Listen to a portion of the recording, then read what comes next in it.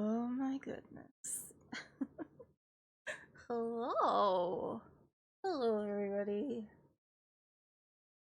Good morning, good afternoon, good evening, I guess. Good time zones. Happy to have you all here with me on this wonderful Monday. It is 3:06 p.m. for me. It still feels like the morning because I woke up really late today. And my dogs are being assholes. And my mic seems really low. Let's turn this up a little bit. Sorry about that. I covered my face. Now it's a little too high. That's probably better. That's better. Oh my god. Yeah, my dogs are being brats. So you might hear them. Husband just took them out. that was a thing. I think they're going on a walk and we're gonna brush Uriel because Uriel's a husky. I need to make a thing so that when I talk about my dogs I can exclamation point Uriel, exclamation point Sapphire, and a picture of them pops up. I'll work on that. But yeah, Uriel is a Siberian husky, and it is the end of September moving into October, so you know what that means. It's shedding season, and somehow there's more dog hair in my house than normal. There's usually a lot. I don't always like to wear black anyway.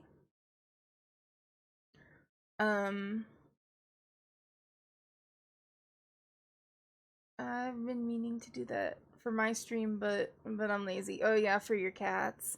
I have less dogs than you have cats, though.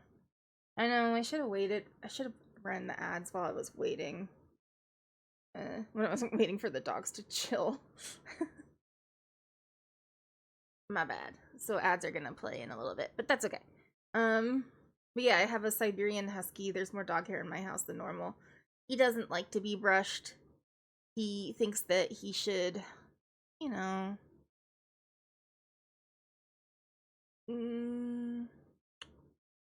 thinks that he should retain all of his fur for himself so that he can eat it.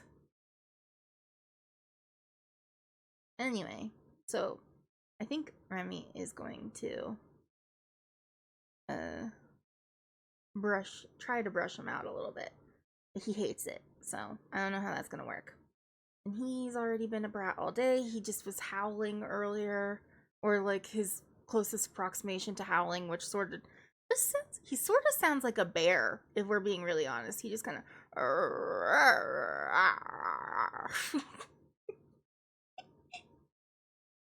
he sounds a little bit like a bear. So I don't know, but he's been such a brat. You can get more ads in just a second here, because I should just play it. I should just play them now, so we get them out of the way. And then they'll stack on you, maybe. Nope, it won't let me. Why won't you? You recently ran an ad and must wait to run another. I did not run an ad, actually. You are a liar. Oh wait, is it already in progress and that's what I'm missing? Yeah, that's probably what it is. Okay. It's fine. I'm just an idiot. Don't worry about me.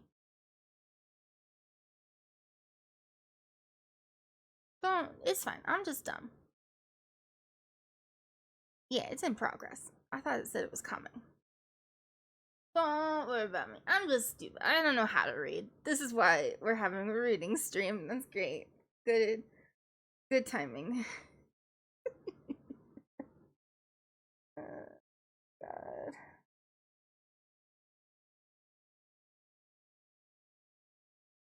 I put the glasses on. Maybe I should clean the glasses. I wish my model had glasses, but they didn't have any good ones, and I just don't feel like looking for them. Oh, thanks.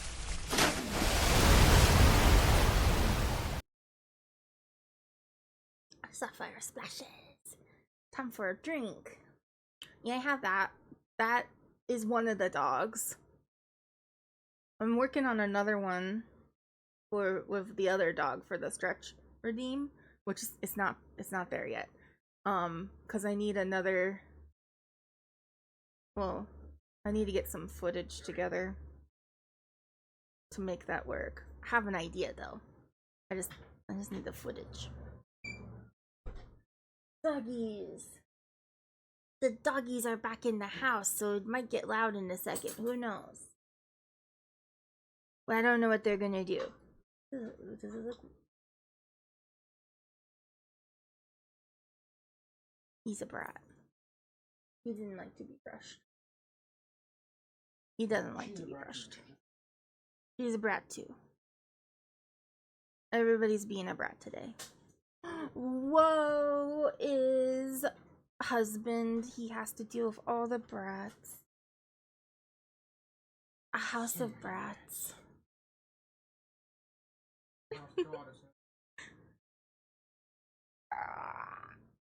Okay. Yeah. Yeah. Dogs were bad all morning.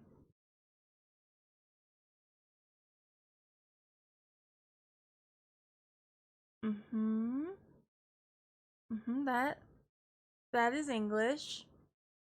Time for it. Are you having a stroke? Oh, he's secretly a brat, so that's okay. There we go.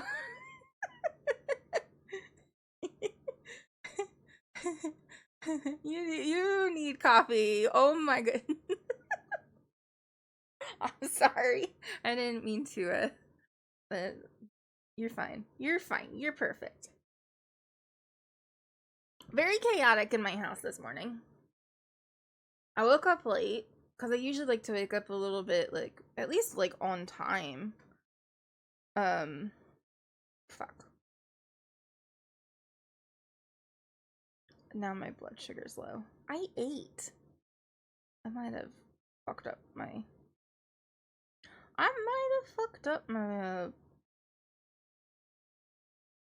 medication. I don't know. We'll see how it goes. Do we have a snack? Because we might need a snack before we get, like, really into this. Chaos in my house today! Oh my god. I'm gonna ask for a pin.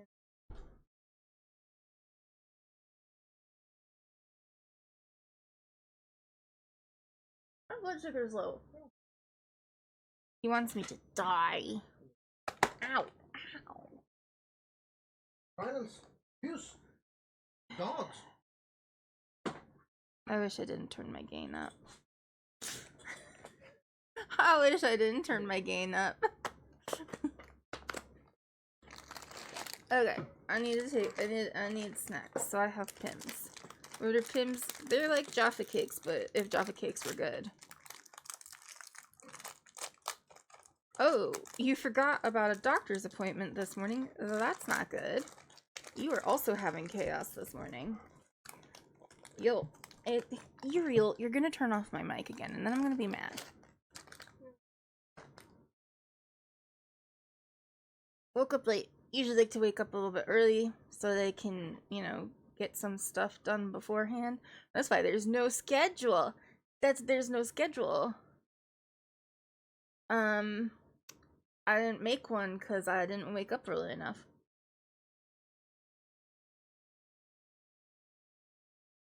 And then, I come out here to, like, get all situated to the living room. And Uriel comes with me. And he's hanging out with me. And I'm telling him he's adorable and stuff like that and giving him pets. And then he, like, leaves me, and I think he's going back to the bedroom. No, he's going back behind the couch to poop on the floor. Wonderful. Instead of going and getting someone to be like, take me out. He knows how to do it. Yeah, he knows how to do that. He knows how to do that. He does it regularly.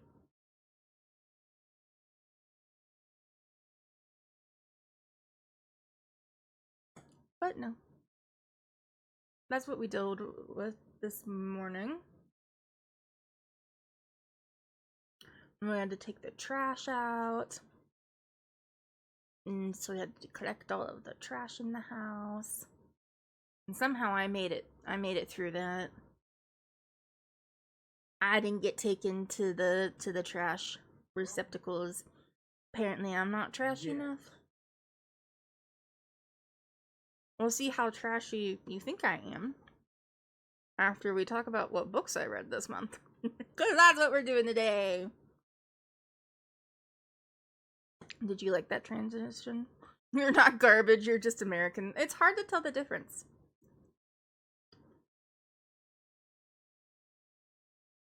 It's the office meme. A picture of a garbage can or a dumpster. A picture of an American. Spot the difference, they're the same picture.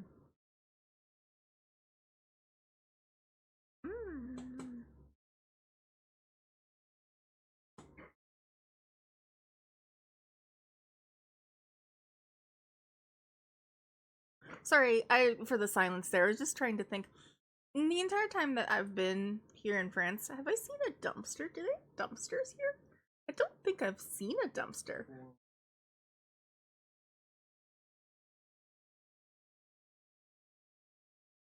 Well, private people in America don't have dumpsters either. I don't think I've ever seen one, though. It's true. We don't go behind shops. Some of the roads we have to travel on, though, go behind shops. Oh, you had the exact same thought? Yeah, no, I was just like, I don't think I've seen one. Which is, like, because I see them more regularly in America. But even when in America, I don't, like, hang out behind stores. But I still see dumpsters. We don't hide them as well, I guess. Or maybe we have more of them. I don't know.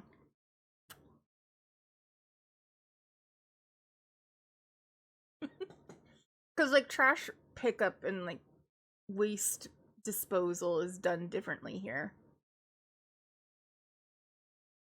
It's true, apartment buildings have dumpsters. Almost every apartment that I've lived in had a dumpster. Except for the one that we all lived in together, but that was like a weird situation.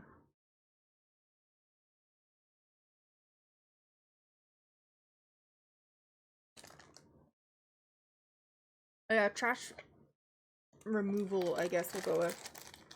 Collection happens. You bring your individual trash bags and you like sort it and stuff like that.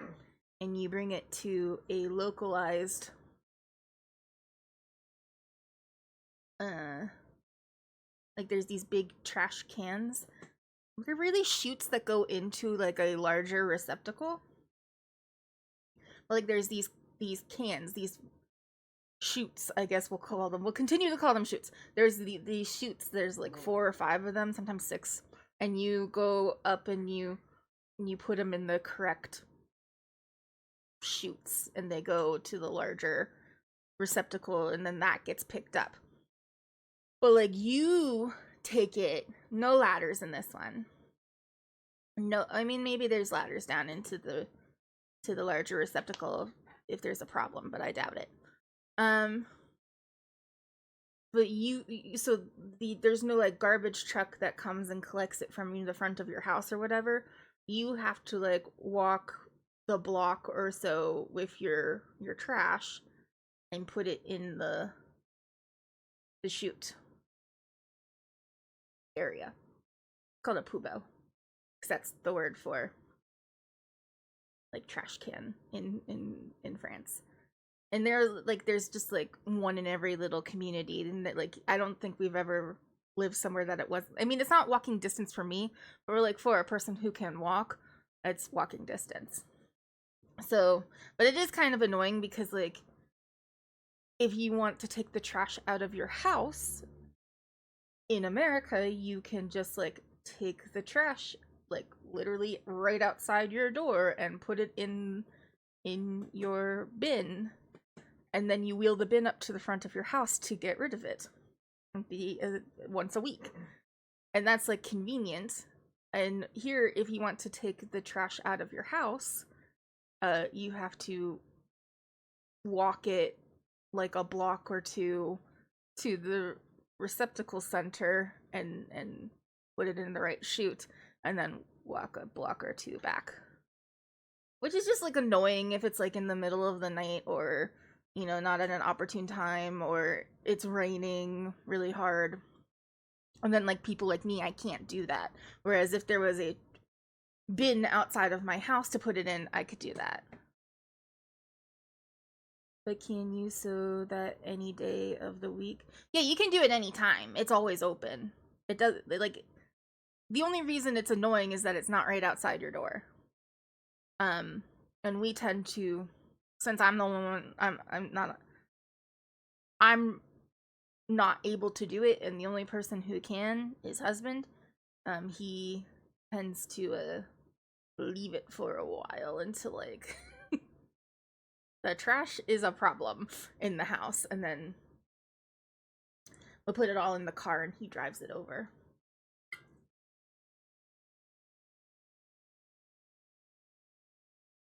So come a long way from just dumping it outside the second story windows. Yeah, that's true. At least it's not out in the street for the most part. I'm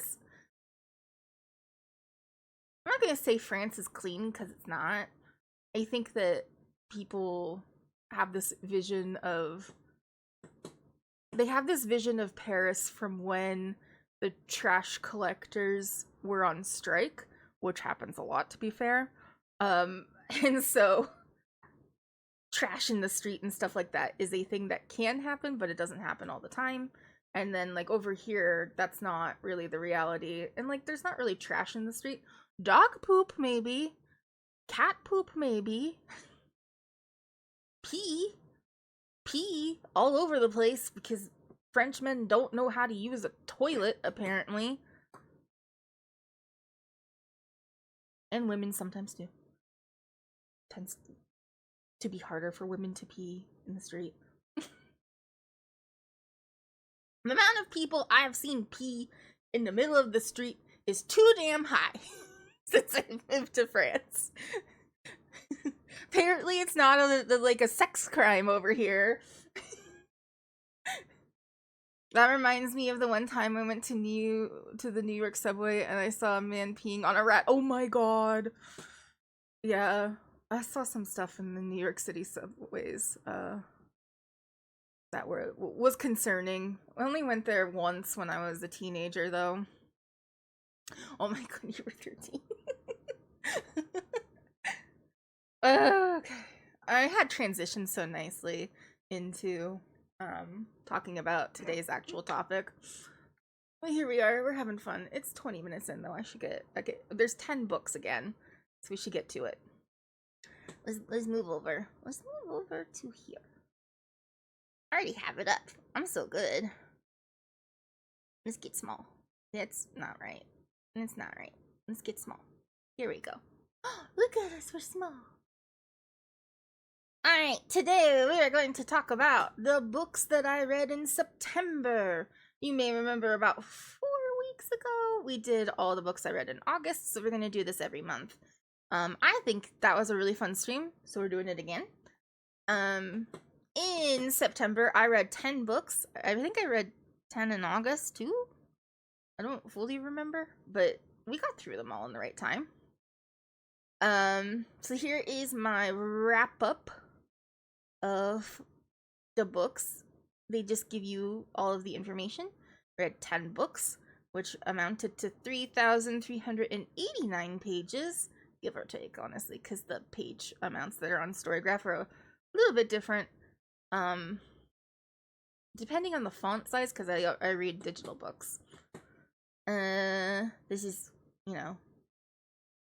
an overview of the first book, the book I read in the middle, and then the last book I read of the month. And here's my average book length. It took me about 2 days to finish each book. Mostly horror again. In fact, technically all horror, I would say. The one was a little bit weird. One was a little bit more thriller, I would say, than the horror, and then another one was just weird. Just weird. I did do a couple gay ones. I did so much gay stuff this far. It says 3 books. I can't. What was the other? We'll look at the books in a second.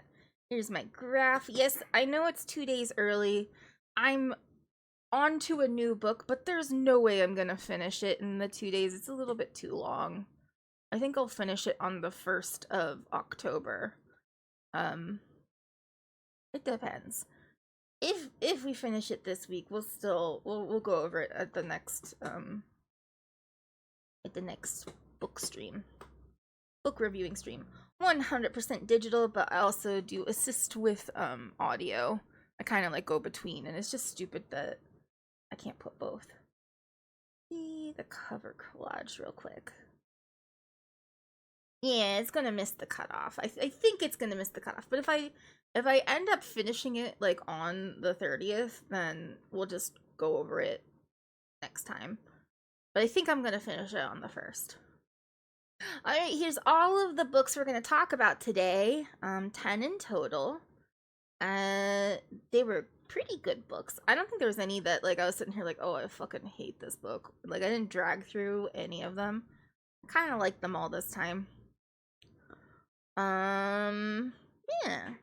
So we're gonna start with Usher's Passing by Robert R. McCammon. There's Camp Damascus by Chuck Tingle. The Pallbearers Club by Paul Tremblay. Devil Kills Devils by Johnny Compton. Play Nice by Rachel Harrison. The Book of Witching by C.J. Cook. Dove's Eyes by Kian Wynn.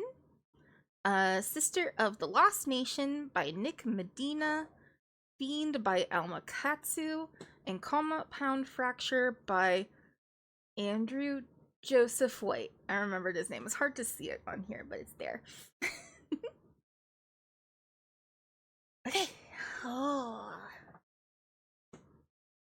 Mute? I'm not mute. What am I muting? Mute? Can you hear me? It says it can hear me. No, you did it. You did it. Okay. Let's go to our first book. So the way that we do this is we talk about the book. I try to remember stuff from it, and I read the. Your Bluetooth connected. That's good. We read the synopsis, and we see what happens. Okay, where is the synopsis? Oh, there's a description. In this most gothic of Robert McCammon's novels, setting is key. The continuing saga of the Usher family, descended from the brother of Roderick and Madeline of Edgar Allan Poe's Fall of the House of Usher, takes place in the weird and picturesque heart of the North Carolina mountains. The haughty, aristocratic Ushers live in a mansion near Asheville. The poor but crafty mountain folk, whose families are just as ancient, live on Briartop Mountain nearby. At harvest time, when the book's action unfolds, the mountains are a blaze of color, and to the mixture a sinister history. This is such a weird synopsis. Add to the mixture a sinister history of mountain kids disappearing every year. A journalist investigating these disappearances, a monster called the Pumpkin Man, moldy books and paintings in a huge old library at the Usher estate, and a secret chamber with a strange device involving a brass pendulum and tuning forks. And you've got a splendid recipe for an atmospheric horror, originally published New York, Holt, Reinhardt, and Winston in 1984. Yes, so this one's old, but it is still pretty good. I've read this author before. Robert McCammon wrote Swan Song. Is that the name of it? I think so. I think it was Swan Song, and it was really interesting. That book, and this one has like the same style as that one. It's kind of a longer book. Let's see, does it say how long it is? Yeah, 410 pages. It's not like as long as Swan Song. I believe that one was pretty big. This one, but it was still pretty long. Um, and there's multiple characters, and you're seeing a lot of stories converge, and it was so complicated, but like still something that you could follow along.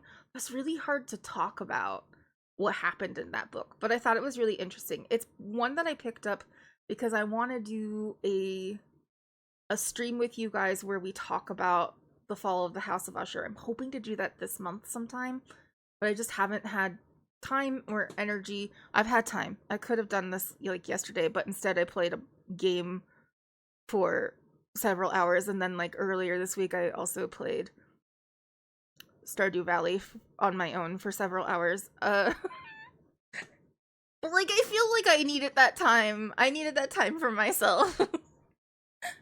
But yeah, this one was pretty good. But yeah, I want to do that thing with the. I want to talk about the fall of the House of Usher, and I just need time to like put that together. And we'll talk about a couple of different retellings or books that were inspired by that story. I was thinking we might even just like read along the story because it's short.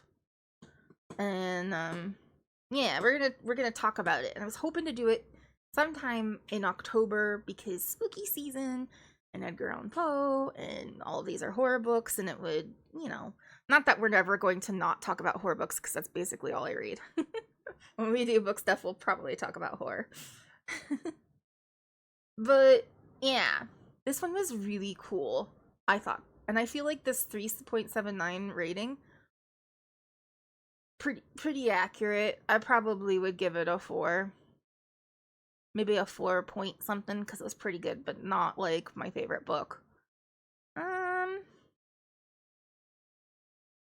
trying to remember if I wanna we want to see do we want to see other people what other people thought of it.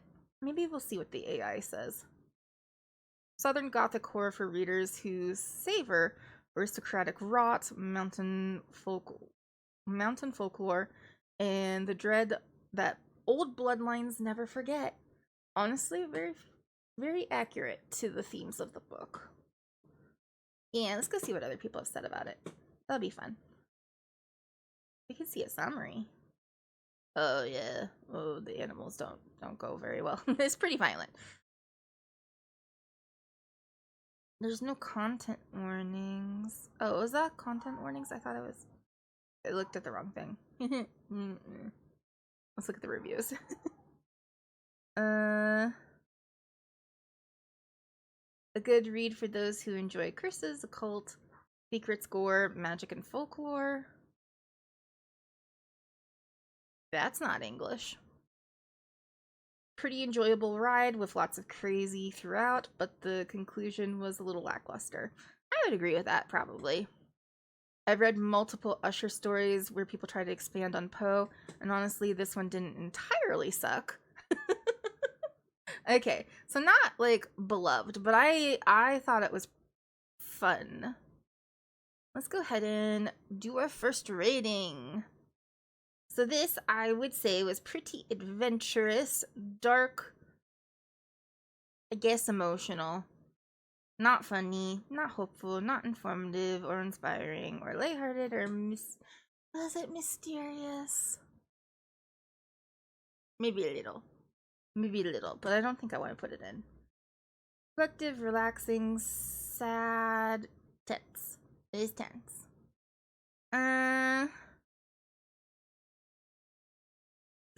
The pacing on this, I'm like, I don't know, because there was so much going on. Like, it almost feels like it's fast paced, but that's just because you have basically 3 storylines that are converging. So it feels like there's a lot happening, but really there wasn't. I'm just gonna say it was medium. And then I would say it was a mix of plot and character. Is there character development? Sort of, but I don't think it's good. We'll say yes. Did you find the characters lovable? Not exactly. I don't know. I don't feel like I like the characters very much. Were the cast of characters diverse? I don't think so. Most people were white. But it was North Carolina and aristocrats, so are the flaws of the main character a main focus of the book? Yeah. Yeah, I would say so. And then I'm gonna give it, I was thinking a 4. I'm gonna stick with a 4. A 4 point, because the more I'm thinking about it, the more I'm like, okay, would I reread this? No. It is something that I would like to own, because if we recall, anything like a 4.0 or above is something that like I would want to own and have in my own like private library. And then like a 3 and below are things that I wouldn't want to have. So yeah, I think I'd like it, but it's not like my favorite out of the books that I would own. So let's see, what do I want to say about Usher's was it Usher's ending? So that's how forgettable it is. I don't even remember Usher's passing. This one, that's something against it. I can't remember the title. As far as Fall of the House of Usher inspired work, this one was interesting. I liked that we saw Poe himself, because in the beginning of this book, Poe makes a cameo role in the beginning, and I thought the characters were, I use the word dynamic a lot, but like I don't want to here. Wasn't a good word here. I thought the characters were like, they were just interesting because they were all like deeply flawed human beings. Had to find some work after Altered Carbon was canceled.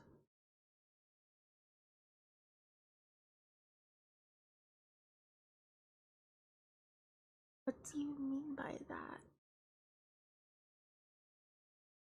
Okay. I'm just dumb.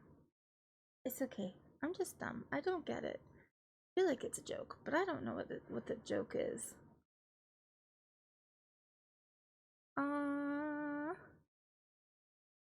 One of the main characters was an AI based on Edgar Allan Poe.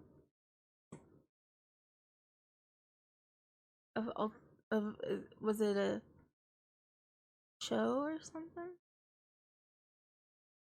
I don't know what Altered Carbon is. So that's probably where I'm missing it. It's a Netflix show. Okay. Alright. Okay.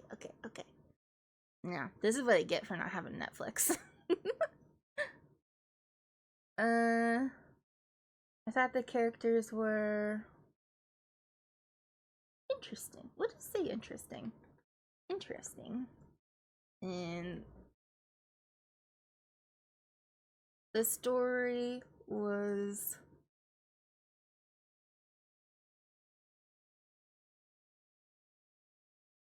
not like captivating because it wasn't, but like was engaging, and I wanted to see how each storyline would converge in the end. Overall, I thought it was entertaining. and would probably. Okay, now you're gonna see me struggle with one of the words that I never know how to spell.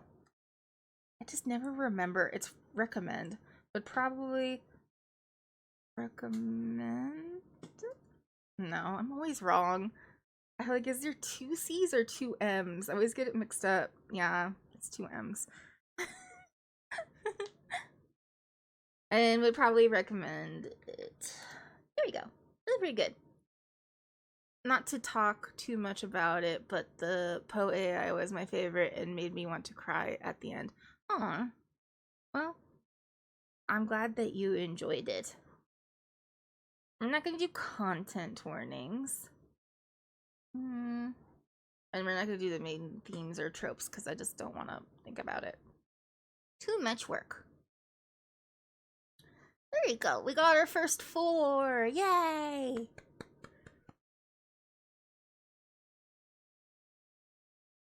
Alright, let's go to the next one. We got another Chuck Tingle. We talked about Chuck Tingle last month because I had read Lucky Day, which was a new release that had just came out. Chuck is a fun author. We talked a little bit about him and how he started out in parody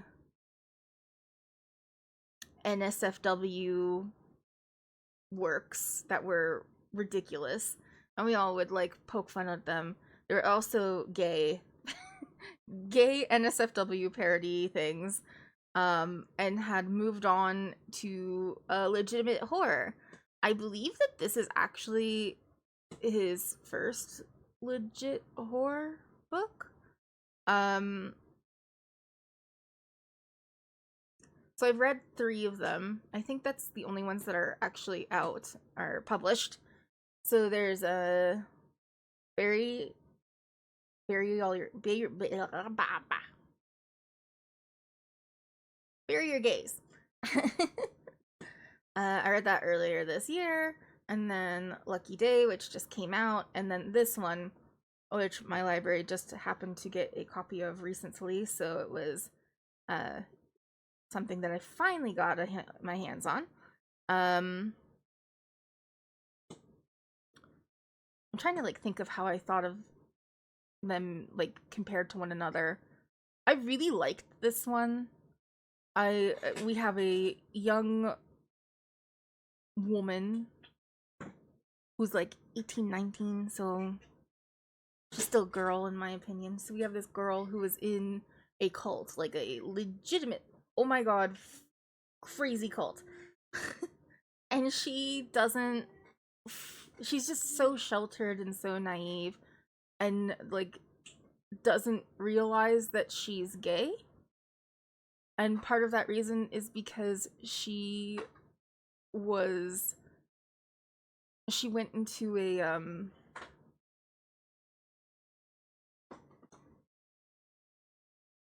hate that my blood sugar is still kind of low and it's making me more dumb than normal. She went to a conversion camp and doesn't have any memories of it because they erased her memory, and then also assigned a demon to her to stalk her anytime she would have gay thoughts. So she has a friend who she thinks is really pretty, and anytime she thinks about the friend, the demon kind of shows up and scares the crap out of her. And then at one point murders the girl. And that's this cult's way of converting all these LGBT kids that go into their camp, is they do some sort of ritual procedure, and they assign a demon to them to stalk them and get rid of anything that is causing them to sin. It's fucking ridiculous.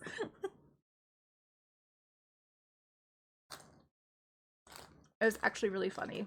Like, I mean, not funny, but it was a little bit like, that's so weird, and it was just bizarre to the point where you kind of have to laugh at it. But then the story is about how she, does it say her name? I can't remember it right now.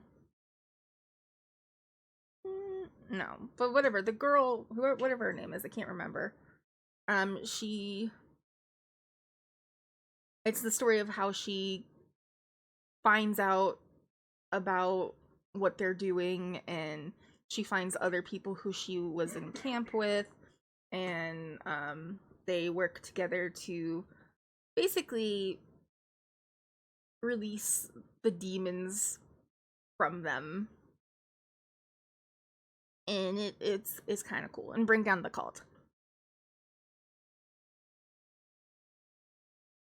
So I love cults.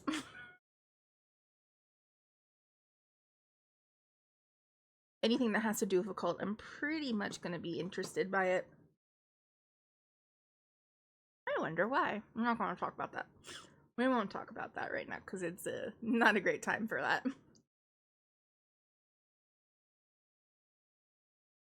World news wise. Okay. Sorry, I'm gonna have to eat while I do this, and it's not making for great content.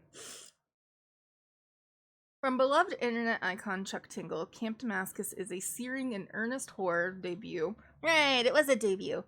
From the demons, about the demons the queer community faces in America.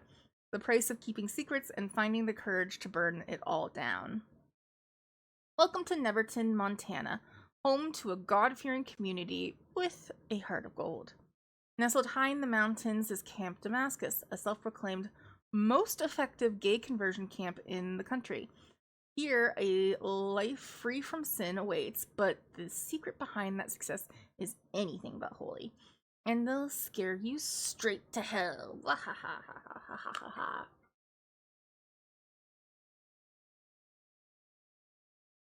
Pretty good.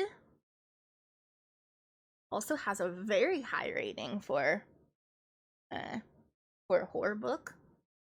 I think that, like, I think my favorite one of Chuck Tingle's horror books is Lucky Day still. Probably because just bisexual stuff is rare. And then I think Camp Damascus is actually next, because it's not like Bury Your Gaze is bad. I do like that one, but I think that these two at least appealed to me more. But yeah, I thought it was pretty good. Let's see what other people have said. Holy shit, that's a lot of reviews. The other one had like 3,000.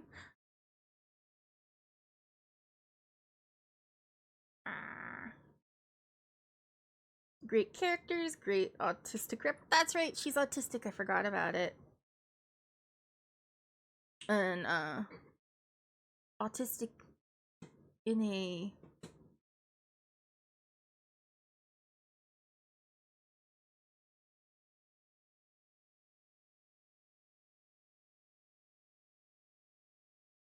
like, it was just really well done, because I think sometimes when people write autistic characters, they can lean a little too hard on some of the diagnostic markers for autistic people, not realizing that most autistic people don't have all of them.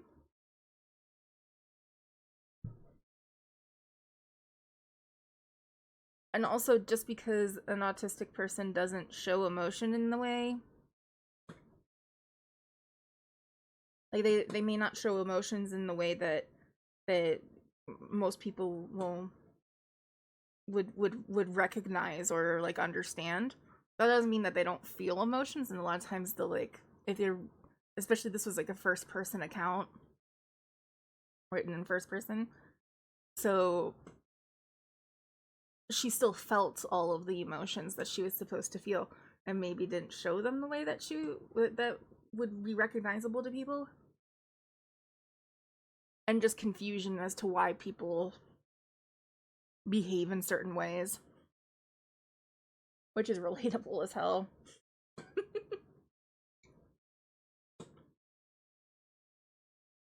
Mm.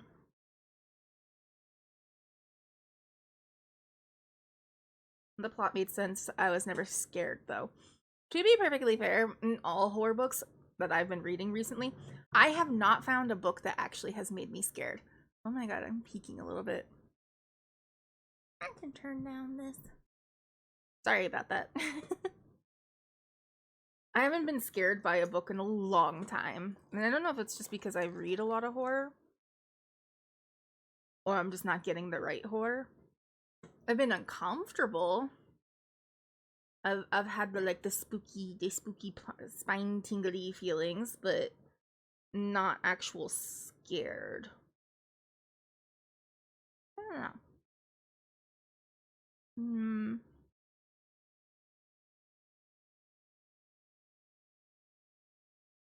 I could definitely see this book as a 9 to 12 episode teen series. True.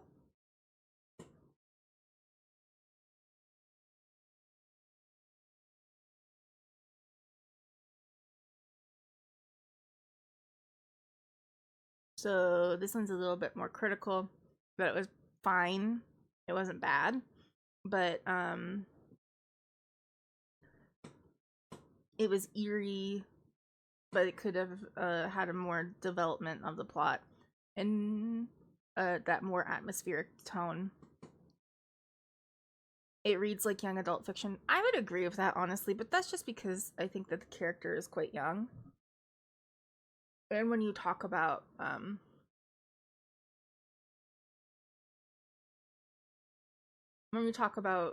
conversion camps, you're typically dealing with teenagers because that's who goes to conversion camps. But yeah, okay. Not bad. Not bad, people are saying. Pretty good. Interesting. Not very adventurous, but dark. I kind of find it somewhat emotional.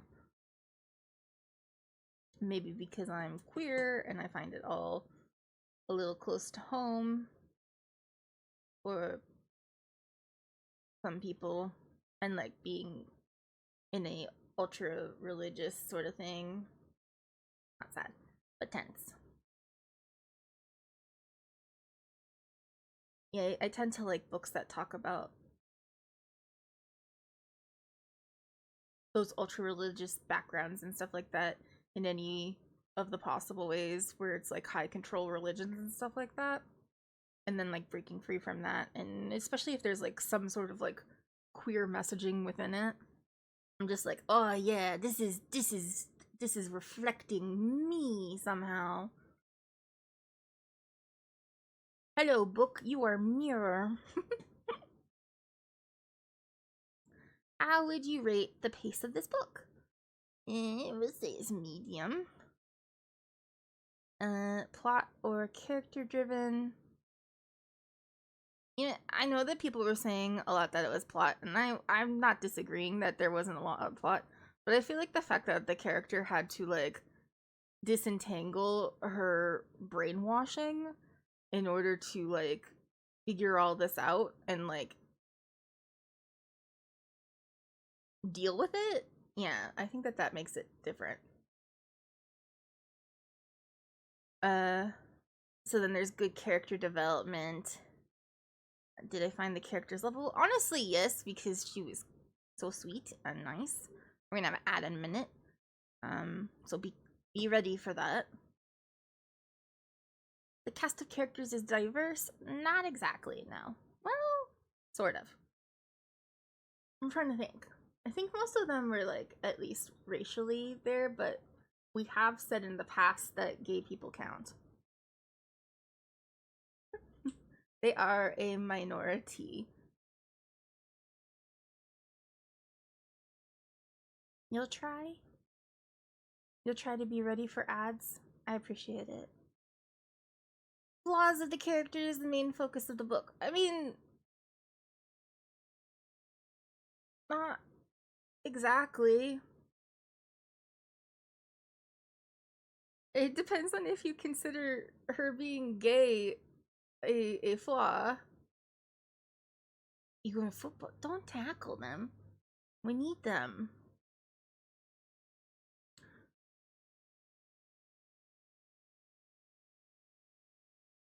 We'll say it's complicated.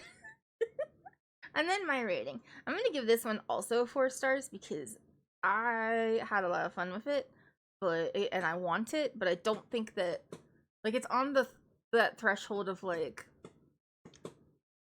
No, I can't say that because I gave everything else a 5 point.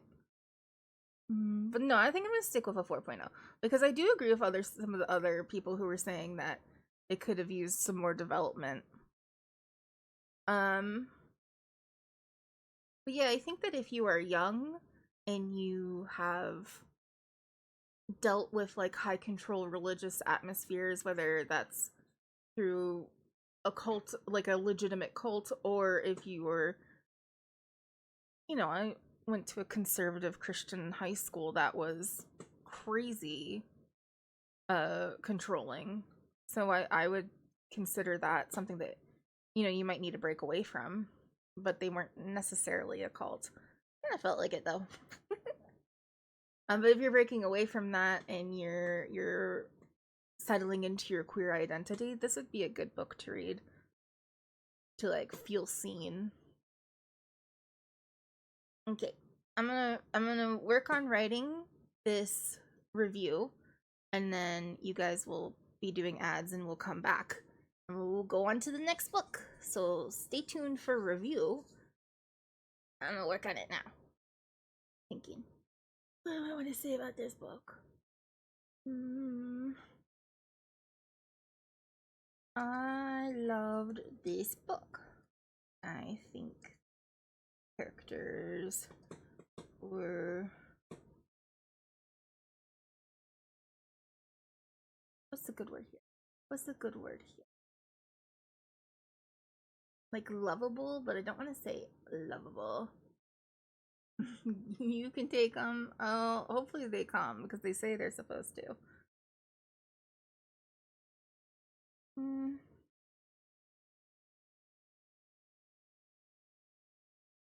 Admirable is kind of the word that I'm reaching at, but like that's not really the right word either.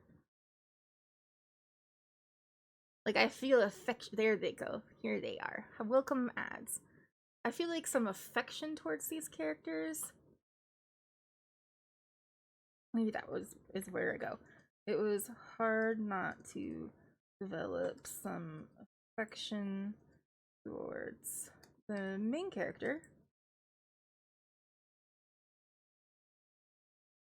I thought the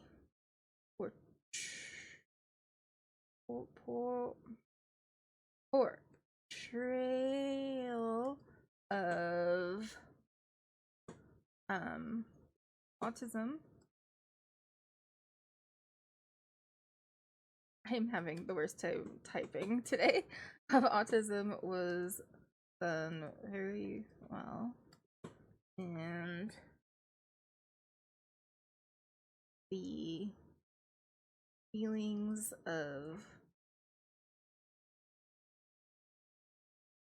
moving away from a high control religion were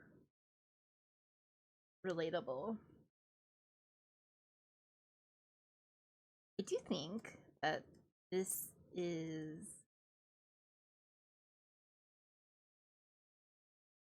more geared towards a younger audience.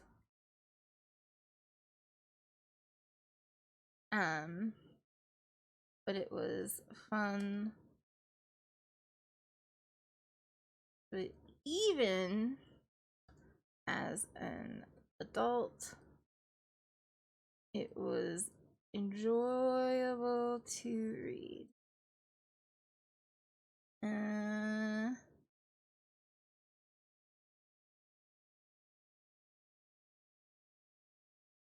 I think it would be a good one for anyone who has a queer identity and grew up in a high control religious atmosphere. Here we go. That's pretty good. Hey, look at that. And ads are almost done.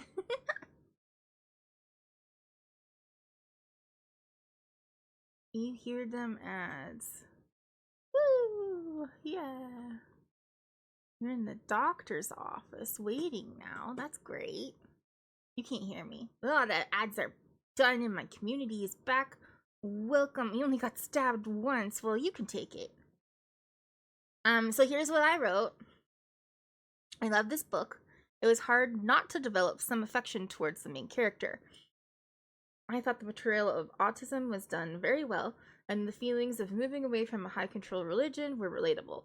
I do think that this is more geared towards a younger audience, but even as an adult, it was enjoyable to read.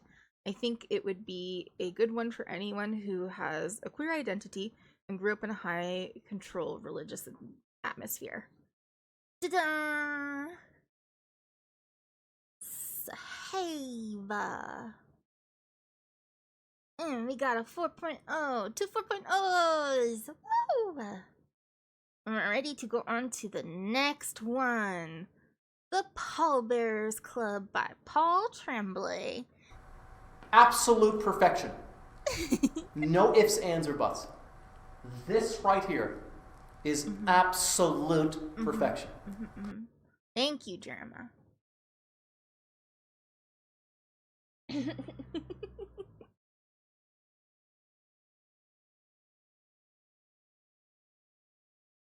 I thought that was a good one. That's what you do. That's what you get when I don't know, like, that looks like it was from like 2014. That he just put up a green screen and was like, I'm just gonna do some stuff and you guys can do whatever the fuck you want with it. And I was like, alright, okay.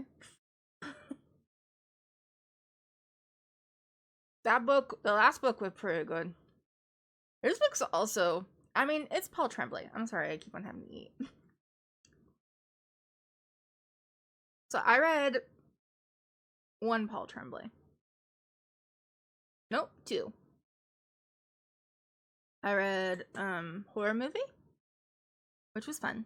And then I read Head Full of Ghosts, which was amazing. I love that one. I believe my sister is reading that one currently. Or may have finished it recently. I don't really remember.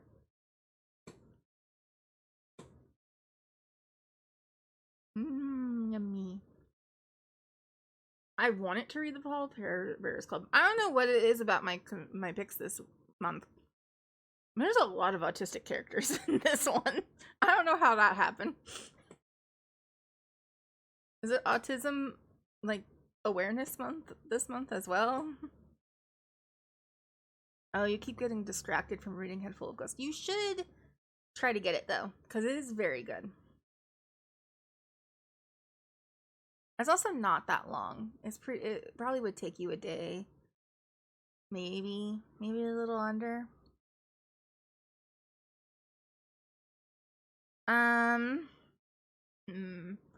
So this book was about a young guy, kind of a teenager. And I think it shifts point of view, shifts timeline. So it's also him as an adult. Or maybe they grow up. I don't know. But it starts out with him being quite young. And he doesn't have many friends. And he doesn't want to do a club in high school for extracurriculars for his college applications. He's like, I don't want to do any of these clubs. These clubs suck. So he's me. So he decides to make up his own club where they go to volunteer at a funeral home to be the pallbearers to carry the coffin. Stop it. They carry the coffins.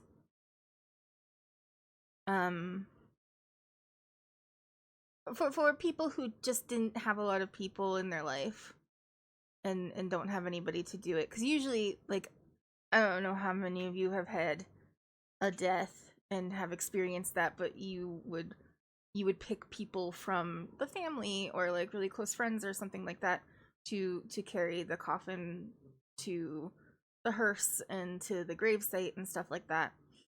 And so the kids were, or the guy was like, oh, I'll make a club where we will volunteer our time for people who don't have a lot of people in their lives to do that, so that, you know, they are laid to rest in a respectful way, and, you know, we don't have to burden the family with trying to figure out how they're gonna handle it. So pretty cool. He actually does get a couple of people to come and join with it, and then this girl shows up who is a bit older and apparently part of the community college, because he like opened it up to like public. I don't know how that really works, but that would not happen in my high school. None of this would happen in my high school. Let's be very clear.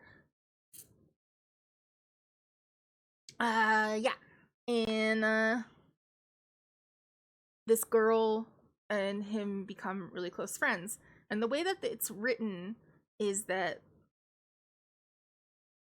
it's them as adults, and the woman who was the girl in the story has found this manuscript, and this is something that apparently the boy who turned into a man had been working on for a very long time, writing about their childhood.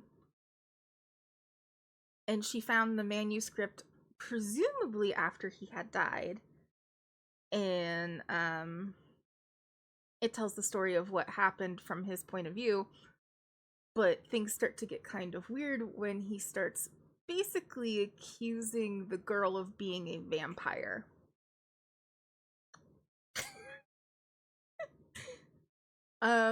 And has all of this evidence as to why she is a vampire. And so she's like, oh, so this is just like, you're retelling our story, but you fictionalized a bunch of stuff to make it seem like I'm a vampire. Okay. And she's adding notes in to the margins. And I don't know, it was really interesting. I thought it was pretty good.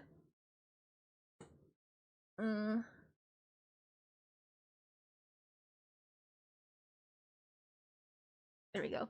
Sorry.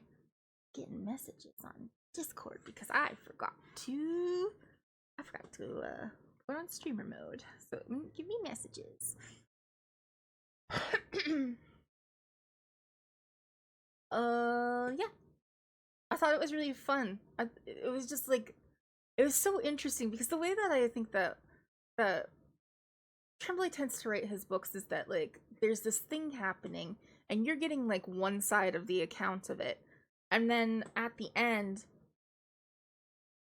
it's kind of ambiguous as to whether that account is real and like the paranormal scary thing is happening, or if it is something that, you know, you can explain away. Because there's ways to explain this away, that, you know, she wasn't actually a vampire, and all of her excuses and her clarifications or her retelling what happened in that story to make him seem like a drug using mentally ill person could be what it was actually happening. But then like something happens in the end where it leaves it so that it's like, oh well, maybe she is a vampire. And he did that in Head Full of Ghosts as well, where you don't know if the paranormal thing actually happened or not, but it's sort of like giving like this little breadcrumb of maybe it did happen, maybe it's not just all lies, you don't know, it could have happened, you weren't there, you don't know. So I really like that. I think that that's fun.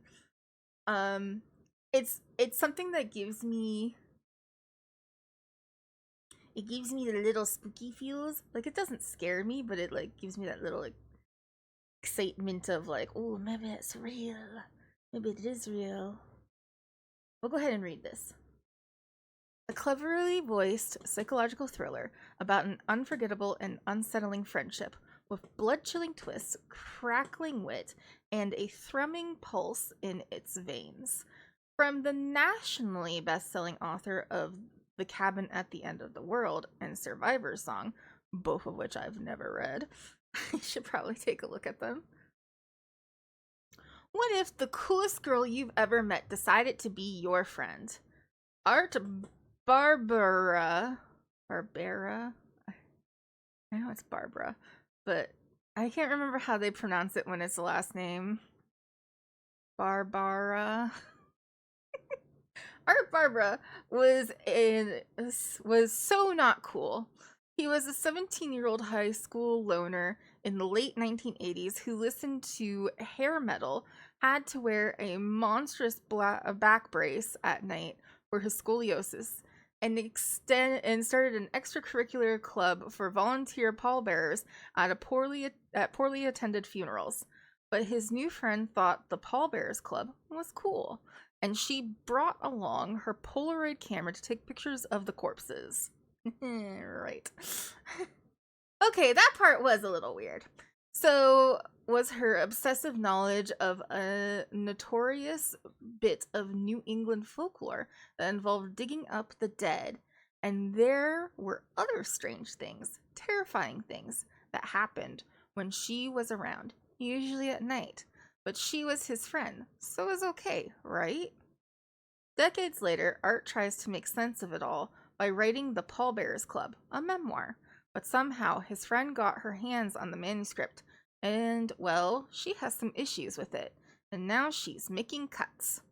Seamlessly blurring the lines between fiction and memory, the supernatural and the mundane, The Pallbearers Club is an immersive, suspenseful portrait of an unforgettable and unsettling friendship. Yeah! Yeah, that helped me remember some stuff. Pretty good for readers drawn to dark reflective horror about the thin membrane between friendship and manipulation, where memory itself becomes unreliable. Ideal if you crave psychological thrillers with metafictional edges, sardonic wit, and that queasy middle pace where dread pools rather than lunges, plus a delicious uncertainty of whether something supernatural is actually happening. Yeah, that's kind of what I said. That it just like it gives you that little like little nugget, little spark that's like, oh, well, maybe this is happening. Maybe this is real, but like there's still doubt in your mind. And I really enjoyed that. I got a 3.19, which I think is undeserved. Yes, exactly. The what if. Cuz like the whole time she's making so much logical sense, but then when it gives you the nugget of like, well, maybe it's real. Cuz she finishes the book for him. But like she could have just been, you know, playing into whatever fictional book says he's writing, or it could be a real account. You don't know.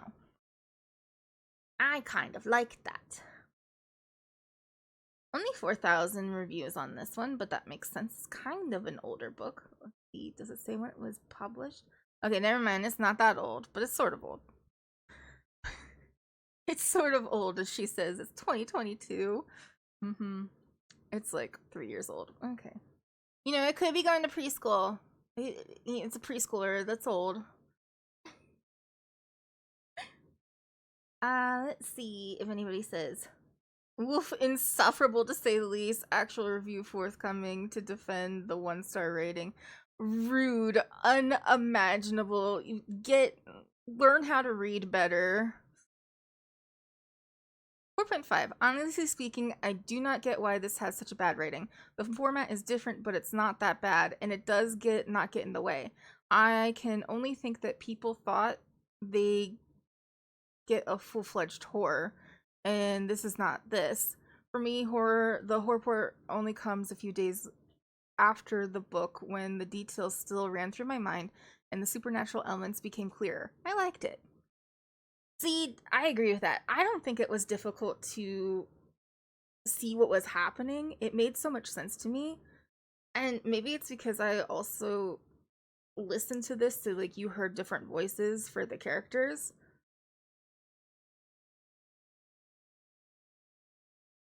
They might as well put in reservations for the pallbearers. Yeah, true. Almost dead.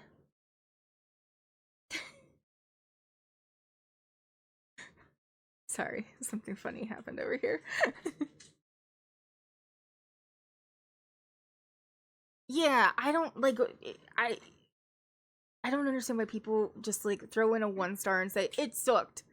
Like, okay, why? And then like I find that there's a lot of people who like don't. Sometimes I'll read a book and realize that this is not a book for me. And I keep that in mind when if I have to review it. For example, like I tend not to review books that I'm just like, this wasn't for me. But you know, like I didn't love The Outsiders that I read from Stephen King because it was not a book that was written for my tastes. And that was just what it is. So I kept that in mind when I rated it. Like I gave it like I think a fair middle of the road rating because that was what it was to me, was a middle of the road thing. But like I did not like it and would not want to read it again, and found it unenjoyable in a lot of places. But I understood that the reasons why I felt like that was because it was not written for somebody like me. My tastes just do not align with it. And so I keep that in mind when I give somebody a rating. To be like, oh, I don't like this book because of it's not to my tastes. Like, I just don't think that that's a fair way to rate something. But yeah, I agree with this guy, or person. Well, I'm assuming it's a guy because their name seems to be Tim. Tim, buddy, I agree with you. I don't understand why it has a bad rating. I think that it was. Maybe because it was something that was different, that I really liked the way that it was done.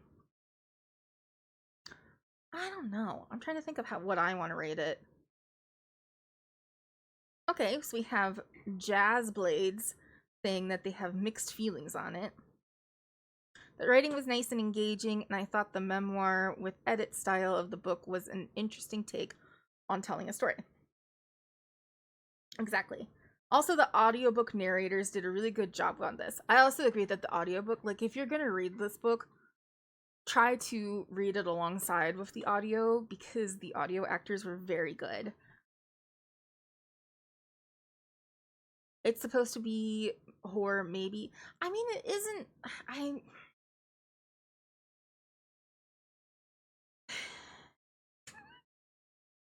I would call this a psychological horror. It's just that you have to be able to get a step inside the. It's more thriller, but that doesn't mean it's not horror. It's about a fucking vampire. If that's not horror, I don't know what it is. What is? And like, if you can step inside the man character, the boy character, Art, that was his name, Art Barbara, if you can step inside how he feels about this situation and like kind of ignore what the girl is saying in defense of herself or what the notes are, it would play out as a horror book. And I disagree with people who don't agree with that. And I think that people are taking too much into the fact that we have who could honestly be, at the end of the day, a vampire coming in and writing in her own narrative with it and trying to like make him look like a drug abusing mentally ill person who is just imagining all this, and that's happening post his death. Like, I'm sorry, that's not horror. We're gonna call that not horror. That's not scary. That's not scary. Okay, that's not scary. We're gonna say that's not scary now. Okay, alright. That's not scary. That's not scary. Apparently, a vampire manipulating you to your final death and then eating your heart, not scary. Okay, cool. Good to know. I just needed to be informed of what is scary and what's not scary. And apparently, not horror. That's not horror.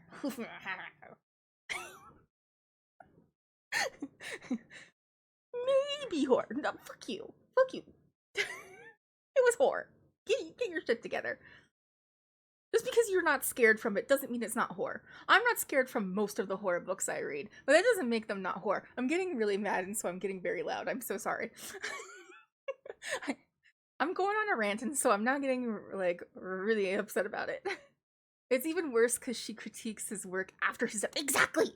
Can you imagine? Like, I don't know how many writers I have in here. I assume that most of you have done some sort of creative work. But can you imagine you fucking died and you like put out this thing that was like a revealing truth about what happened in your life, and post your life, the monster that literally killed you, sort of, and like ruined your life comes in and is like, nope, you were just mentally ill. You were just mentally ill and abusing drugs. That's what actually happened. Also, I did none of these things. You are lying or fictionalizing. What a great writer you were. Can you imagine? If I was a ghost in that moment, I'd be so mad. I'd be livid. Especially because I think I've been trying to tell people about this for a while now. Nobody believed me. That's not horror. That's not horror? Okay. Alright, that's not horror. You have meh feelings about it? I have meh feelings about you. Okay, alright, now I know what I'm gonna say. We already know how I feel about this. I'm sitting here defending it from these bad reviews. We know I really liked it then. I just don't agree with these people. I think they're wrong. They're wrong, and they want horror to be... They are closed-minded about their definition of what horror can and can't be. I can see how loud I was getting before. I'm sorry if it was a little too loud. Yeah, they want jump scares, and they don't understand that, like, the real horror is, like... I'm sorry that you're not empathetic enough that you can't put yourself in the mind of the characters. Maybe you should work on that. Maybe you should just work on that and try to be more empathetic as a human being. And then you could actually feel the horror that is happening there. And like, yeah, maybe it doesn't scare you because, like, again, like I've said, most books that I have been reading, and I've been reading pretty much horror this entire year. 2025 has been the year of mostly horror. It was it written in first or third person?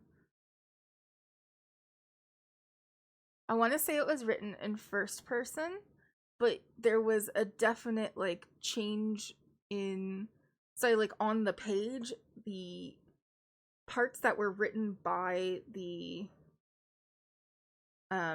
vampire girl, presumably maybe vampire girl. Oh, hold on a minute. Give me a second, guys. I'll be right back.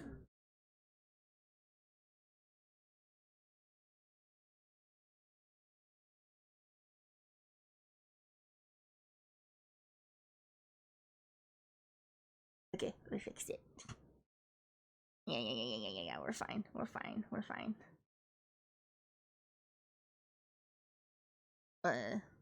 And we got a phone call. Perhaps for a job. Who knows? He did have some resumes recently. I mean, he always does, but they're starting to hire for the upcoming winter season in hotels, so there's more people biting. I'm watching a mechanical can opener circle continuously around a small can. Interesting. Not really, though.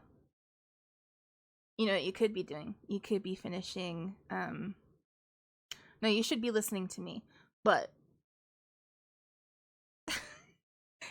You maybe could finish the Book of Accidents. That'd be pretty cool if you finish that book.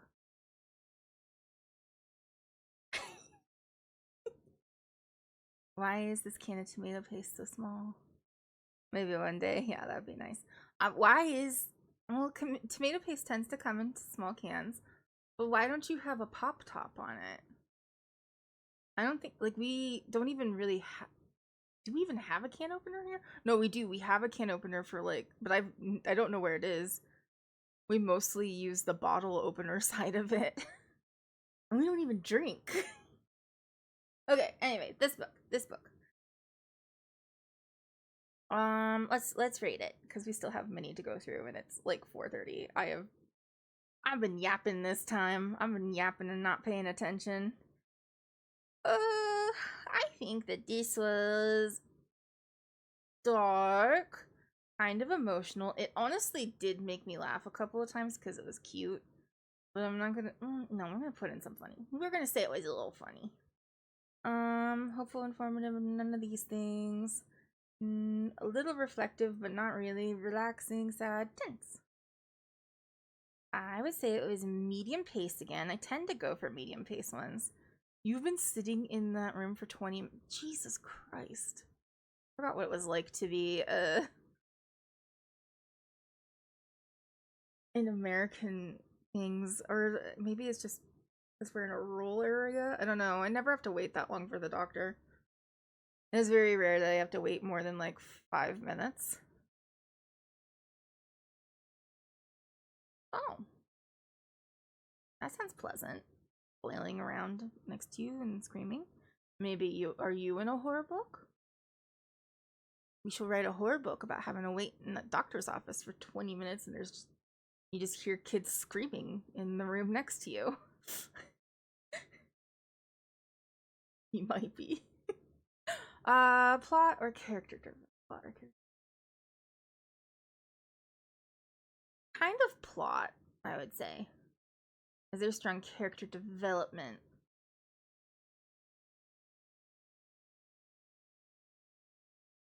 I mean, not really. You see him because he's always kind of crazy when he's writing this, or like at least terrified.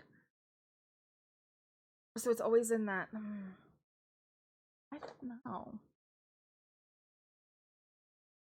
I'm gonna say it's complicated because I'm having a hard time deciding. Did you just find the characters lovable?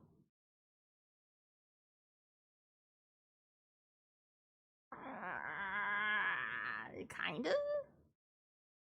I mean, I was. It's complicated again.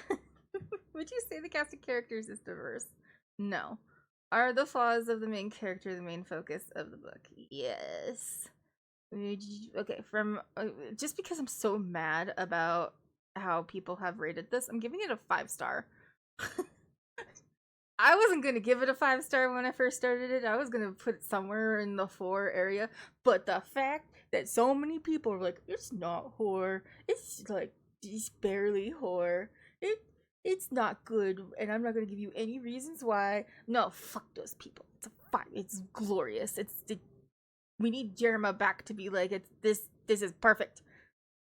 Because fuck you, it was perfect. I mean, it wasn't perfect, but I gotta boost this rating. I'm gonna give it a 5 to boost the fucking rating. Ah! Bravo! Bravo! Yeah, I do like the Bravo lady.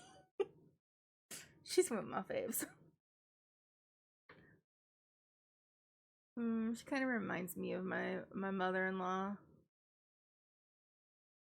Although I think she's Italian. Okay, what did I say? What did I say about this? Fuck you all for not knowing what horror is. You are all stupid. This deserves a much higher rating. Fuck you, fuck you, fuck you. Can you write that? No. But I think I can be a little indignant. I would just be like, okay, I don't understand why people are rating this so poorly. maybe they are stupid. I can't say this. I can't say this. I can't say that. I can't say that.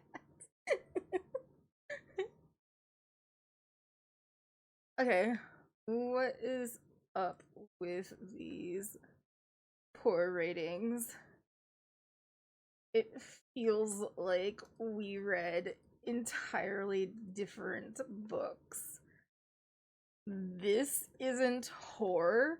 I'm sorry. Oh, we'll fix that later.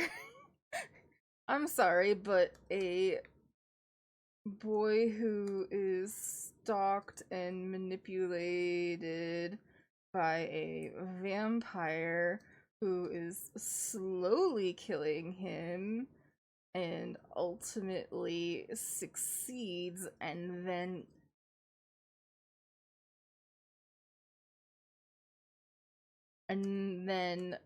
tries to rewrite his memoirs of the experience to make him look like a drug abusing, maybe look like a mentally ill drug abuser. Let's see. I'm sorry, but a boy who is stalked and manipulated by a vampire who is slowly killing him and ultimately succeeds and then tries to rewrite his memoirs of the experience to make him look like a mentally ill drug abuser is not horror. Okay, cool. Good to know. This reminds me of the last day of Jessica. Yeah. Are the poor ratings real or is this rage bait? If it's rage bait, it's fucking working on me. Because I'm fucking mad. I'm fucking mad. Good to know. Is that whore? Oh, did I have my caps lock on? No.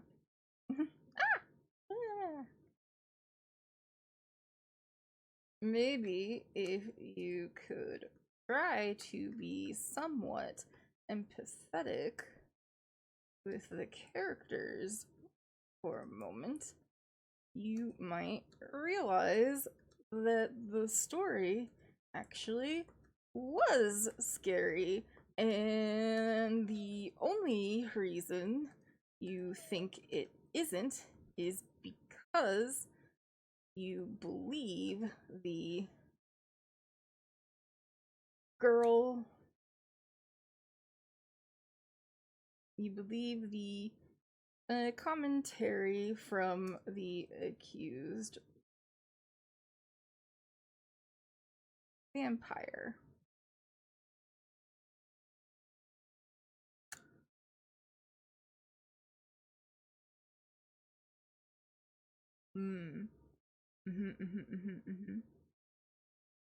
Uh, okay, we should actually talk about the book now. I thought this was an interesting way to tell a story, and I really enjoyed the ride it took me on. I maybe would have rated it a little lower, but these people who shouldn't be given the power to rate if they are going to be illiterate. Nope, we gotta go back.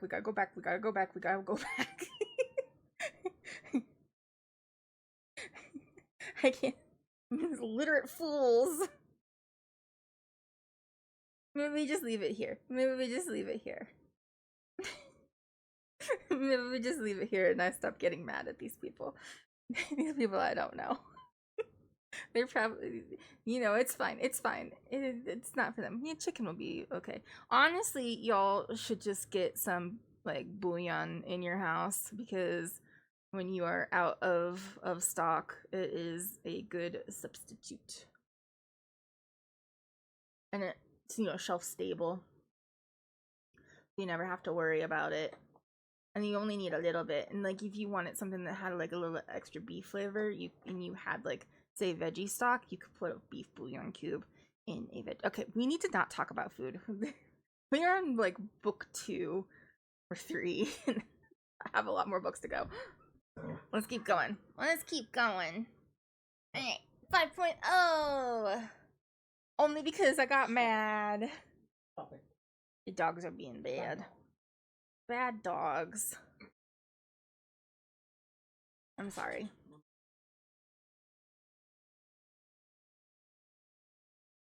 Our my mother-in-law got fiber internet, and honestly a little jealous. I would like fiber. We might. I guess we'll move in with her. She won't let us move in with her. Don't worry about that. Okay, Devils Kill Devils by Johnny Compton. I like Johnny Compton. I think that this is... I think he has 3 books. I was gonna do eventually we're gonna do an author profile on him because I think he's interesting. I think he has like 1 book that was like a self-published book, and then 2 books that he did with his publisher that he's now working with. The one that I read was the other publisher book. It's just hard to find the self-published book. And that one was Spite House, and I really loved it, but okay, like you guys know that I have a black boyfriend. And so when I was reading it at first, that book was about a single father of 2 daughters who was black, and he was, for some reason that is not really, I've talked about Kadeem so many times. He's been in the chat with us. You didn't think that Jamaican Blaze was was black? Jamaican Blaze?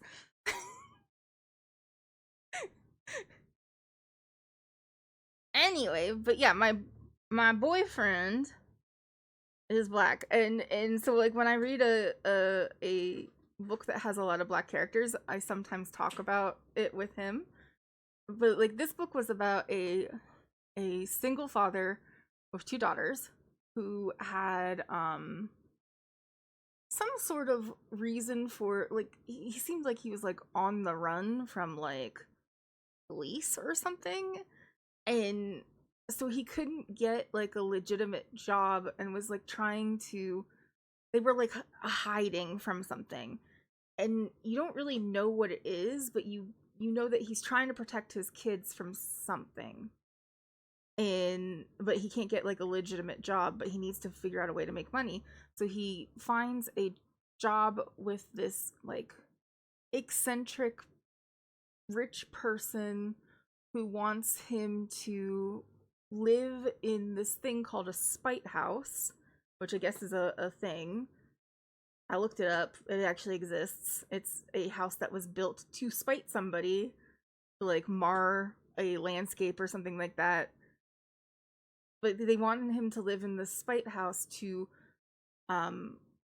monitor and like just take note of paranormal happenings. And I immediately, like when I'm first reading the first couple of chapters of this book, I'm like, baby, a black man is going to willingly step into a haunted house. This is written by a white man. Johnny Compton is white. I'm calling it now. Because no black man is gonna elect to go into a haunted house. Not happening. That's not a part of their culture. They're not doing that. And he's saying the same thing to me. He's like, no, this is obviously a white person who's writing this. And I like look up, Johnny Compton is a black man. And honestly, at first I was like, this is stupid. What the fuck am I reading? But as I read more of it, I was like, no, this is actually really good. really, it was so interesting. So if you want to like read and I highly recommend that you do read some more books from Black authors, especially Black horror authors, because there's not that many, especially Black male horror authors. There's not that many. So you definitely should be supporting them.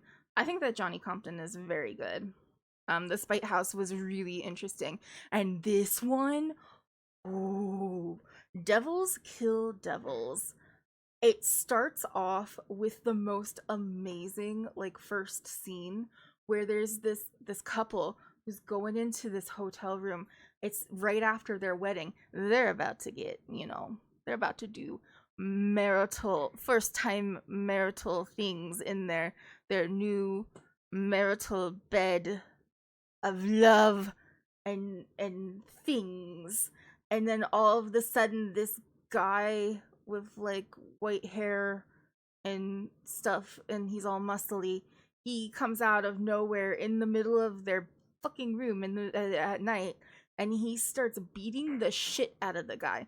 And the girl's like, no, no, no, he's not gonna hurt me, he loves me, don't worry, don't do this, don't do this. And he murders the guy in like pounding his head against the ground, and it's like really gruesome. It awfully, really gore. If you like gore, like that, it was just really gory. And I'm just like, what what happened? What did I read? And apparently this guy is like this supernatural force that has been in her life since she was a little girl. Her mother saw him and knows of his existence. And they named him Angelo because he's her guardian angel. And anytime any harm might come to her, he shows up and, protects her. And so he, for some reason, thought that this guy who she just married was in some way going to harm her and took care of it. Apparently. But then it goes off the rails, like that's like the premise that you're introduced with, and it gets crazy, wild, and there's these like people, and there's this cult, and there's a like other cult that's like hanging out and doing stuff with them, and they're trying to like warring cults, and there's gods and some sort of like demon crazy like Cthulhu like god without tentacles, though I don't think there were tentacles. Sad, I know. And they're like trying to keep it at bay, and she's like some sort of like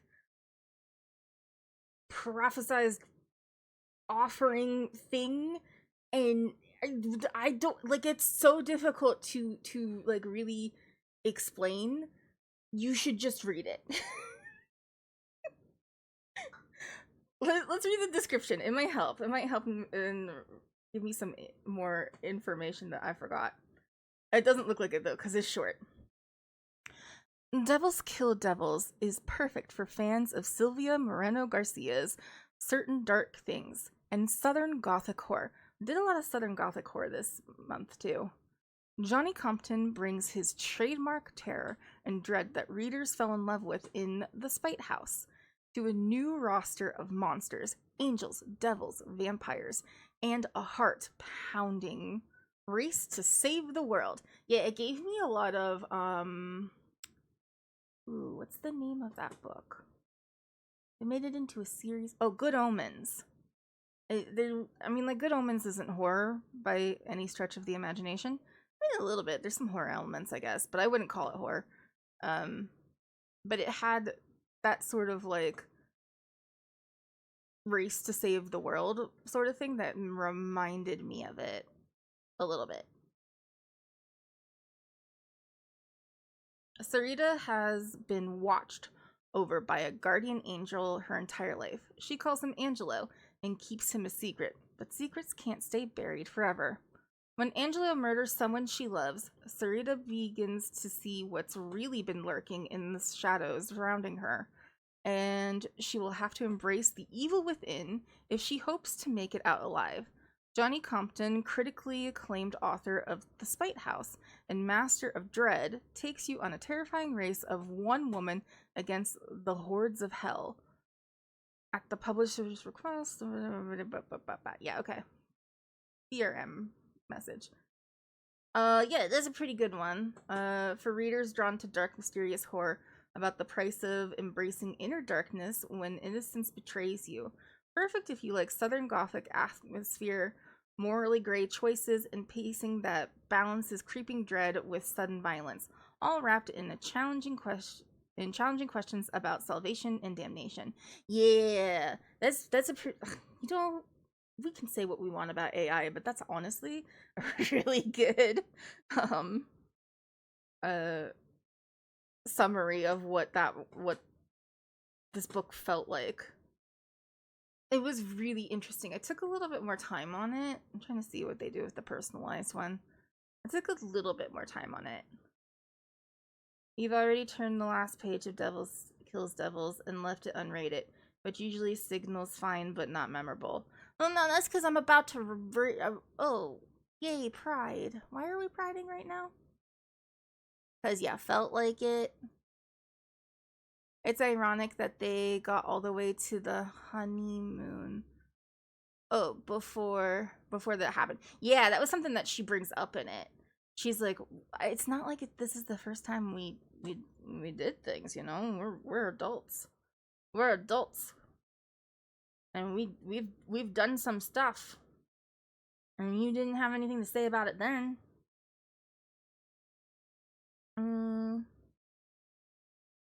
Okay, well, I don't think that maybe the personalized is better if you haven't read it yet. Let's go see what some people have said about this one. 3.29. I think it's not a fair rating for it, I don't think. And the only reason I'm saying that maybe I kind of understand it was because it was a little bit the word that's coming to mind is esoteric, but that's not the right word. Well, like, you know, it dealt with a lot of things with, like, the concept of gods, and, like, conceptually there was just, like, a lot of big ideas in it that were fit into something that was sort of small, and I think that people don't know what to do when you're met with that type of cosmic horror that is trying to be packaged into a book that is honestly, what was it, 288 pages? Yeah, it was short. I read it in 2 days. Well, I can't have a hero's journey without a hero's. True. So I can understand where some of these maybe lower ratings could come from. Oh, you have to go see some vampires, but there were some vampires in this book. Well, hopefully they're not the same vampires. Okay, 3.25. I absolutely needed to know what mysteries this story had after the first few chapters. Yeah, I agree that, like, you get this, you're set up with this crazy thing that happens and you're like, what the hell happened? Yeah, you guys are gonna have ads. I'll try to keep an eye on when it starts. Interesting message of good versus evil. I did think that was a good way of doing it. Oh, now you guys are here. Commentary on religion.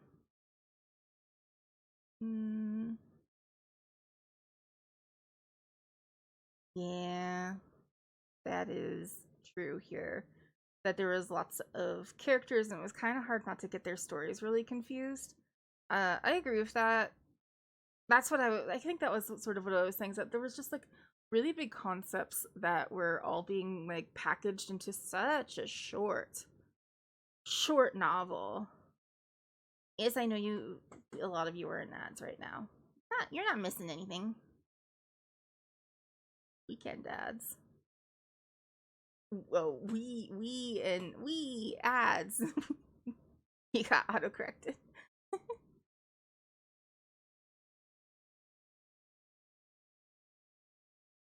You guys have Marines?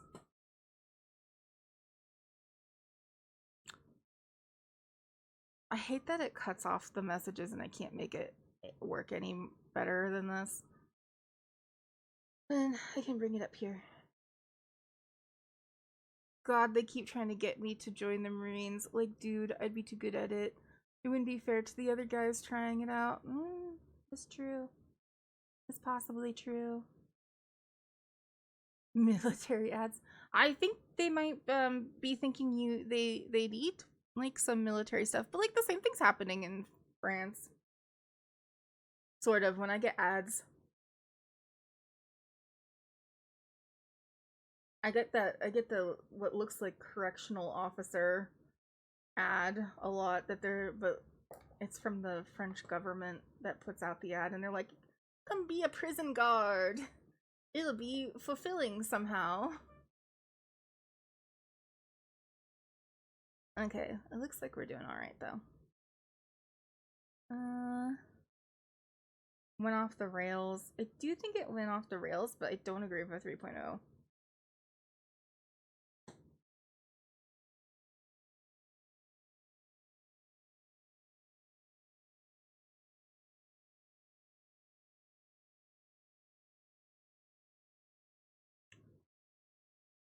You're back finally. Okay. You got about 30 seconds until everybody is back.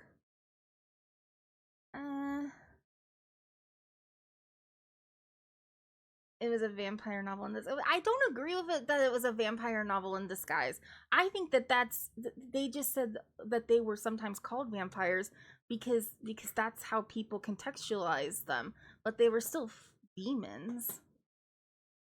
Okay, what you missed when I was kind of like looking through here was that it was pretty good, but there was some commentary on religion, which I agree with, and then like this is the big thing that I agree with, that is a good critique of the book, which is kind of what I was talking about before, was that there were so many characters and they all had these stories that wanted to be told, that it was impossible not to get confused by them. And I think that that's true. I really think that this should have been a longer novel and had more space for some of these stories to breathe. But overall, like, I'm not mad at these ones. Wrong way. I meant to hit the back button. I hit the one. There we go. I did watch a video from History of Everything podcast about Nepal. It was very interesting. Yeah, not a lot of pages to get everything down. Yep, 288 pages is a pretty short book in my opinion. I think that if it was, even if he went to like 350, he might have had a better spot for this to all breathe. But it was a lot. It was a lot of information to kind of put into one book. But I don't think it was bad. I think that it was a fun one to read. I would definitely... I'm trying to decide if I want this on my shelf or not. Dark. Tense. A little mysterious, because that is what sort of pushed me to keep on reading, was like, I just want to know what the hell was happening. Yeah, you finished the Bulgarian. Good job. Now you gotta go on to the Malorian, which I, for a long time, accidentally kept on calling the Mandalorian. Which led me to trying to draw, some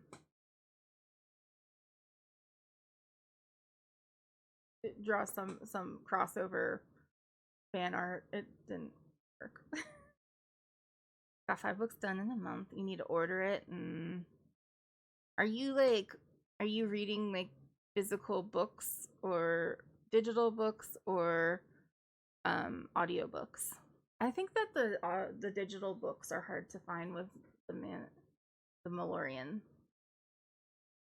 Physical? Yeah, we have them all. They're actually next to my bed because Remy had them in his bookshelf and they're technically his books, but I was like, no, I love them. and so therefore I'm going to keep them next to my bed so I can sleep with them. They sit with my stuffed animals. And it's honestly a good place to kind of keep them because we just don't have a lot of space on our bookshelves. Which is why I don't get physical books anymore. You're trying to like get away from looking at phones and computers. That's fair. Fair enough. I have a hard time holding a book because my hands shake so much. So like having it on a phone because it's easier to fit in my hand really helps a lot. And I also do like to I like to read with the audiobook. So like I'm actually reading with my hand, face, eyes. I'm reading the words on the page, but I'm using the audiobook at like 2.5 speed. And that's how I'm getting through books like every 2 days. If it doesn't have an audiobook, you'll notice I probably add another day to it.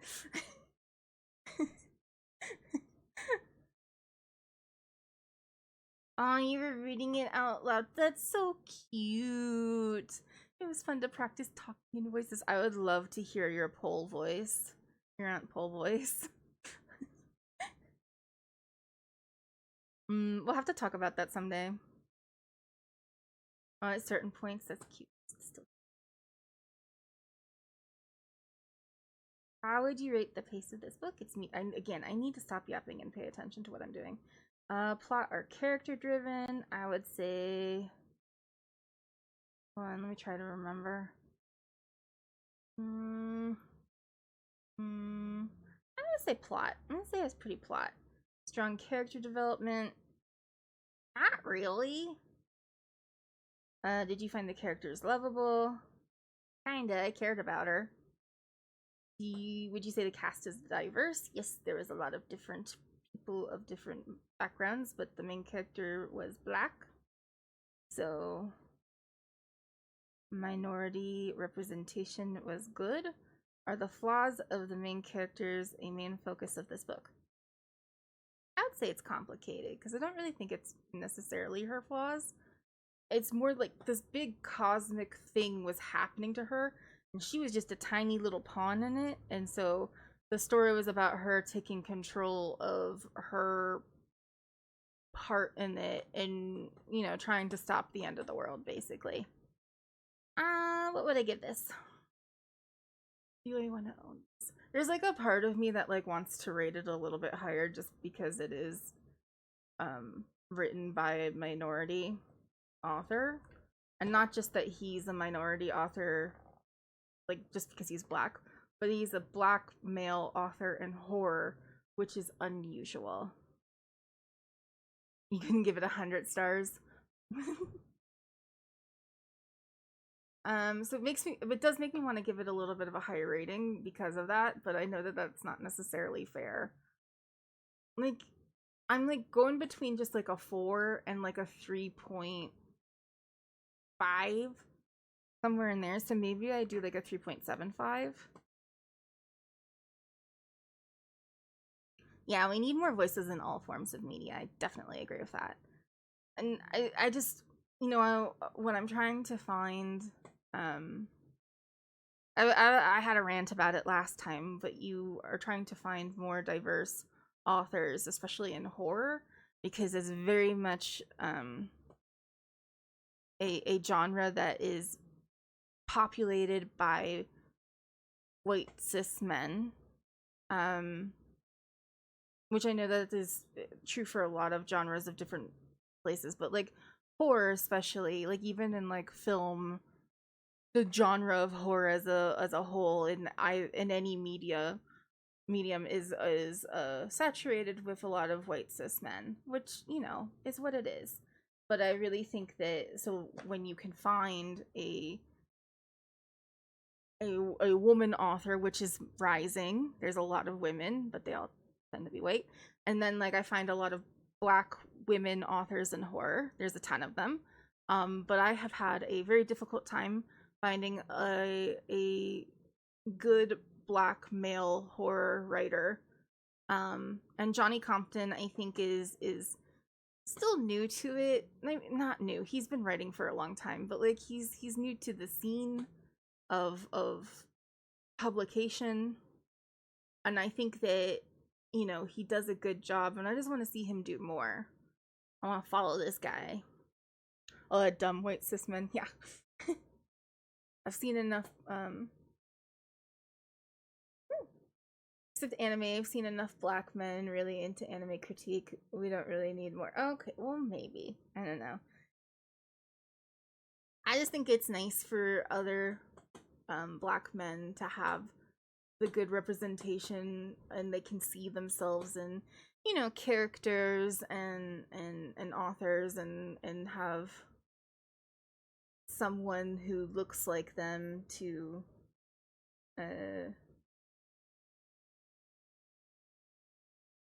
validate the way that they feel, and their you know, all good things.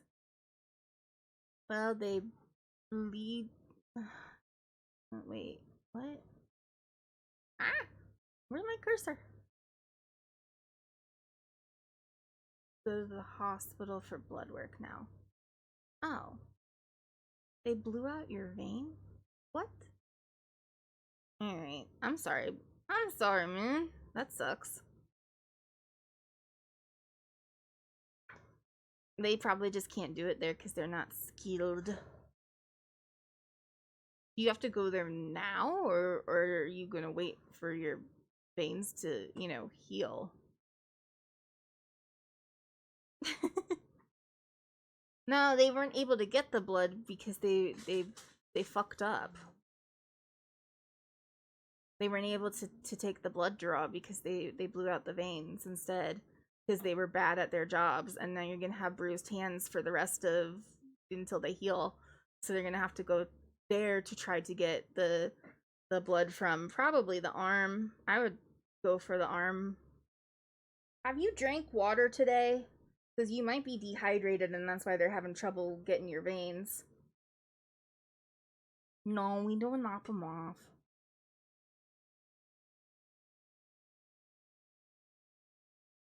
What? Oh, they drink a bunch. Okay, good. All right, we're gonna rate this one. Interesting story. Interesting story. I love the cosmic horror themes and the overall commentary on good, evil, and religious indoctrination, we'll say. That's a good way to put it. Yeah, I spelled that super wrong. I love the overall commentary on good and religious indoctrination. Probably don't need this comma. Sometimes I throw a comma in when I'm trying to think. Oh yeah, crockpot. That's gonna start to be cool enough that I can use the crockpot again. You should probably sleep. You need to get your rest. It is late. Oh, religious indoctrination. It was a really big story to tell, and probably could have used a few more pages to let the story breathe a little. It could get confusing with the amount of characters and how fast the story was unraveling. Okay. That's pretty good. I think I said it was medium, but that's just because I'm used to doing medium. It was a fast-paced one. Mikado. What is Mikado? I just pronounced that like it's Hebrew. Oops. Ooh, plays nice from Rachel Harrison. Okay, fun. So I was really looking forward to this Oh, that's the Filipino beef stew you were talking about before. Nice. I was really excited for this one to come out. It is, Rachel Harrison is a author that I like. I've only read the one book from her, but I know that she's popular. And I had talked about this when we looked at new releases. This one came out. Does it say? No, it just says the first published in 2025. Here we go. On the 9th. And I got it pretty much immediately because it's a popular book, so it was easy to like grab. It is a haunted house novel. I was getting kind of tired of haunted houses for a while there, but I actually kind of enjoy them again. I've come around and I like them now. And I think it's because I really love ghost stories. I think my favorite thing in horror is paranormal ghost like stuff. So like a haunted house where there's like ghosts and apparitions and stuff like that is kind of like more what I think I really enjoy. And so in this one, it was a really interesting take on a haunted house because it starts off with this young woman who is kind of a social media influencer type person, and she's vapid and a little bit spoiled, and she's got two sisters, and she has this upbringing where her mother was at least neglectful, if not abusive, and she ended up, when she was young, they all ended up in the custody of their father, who kept them away from the mother.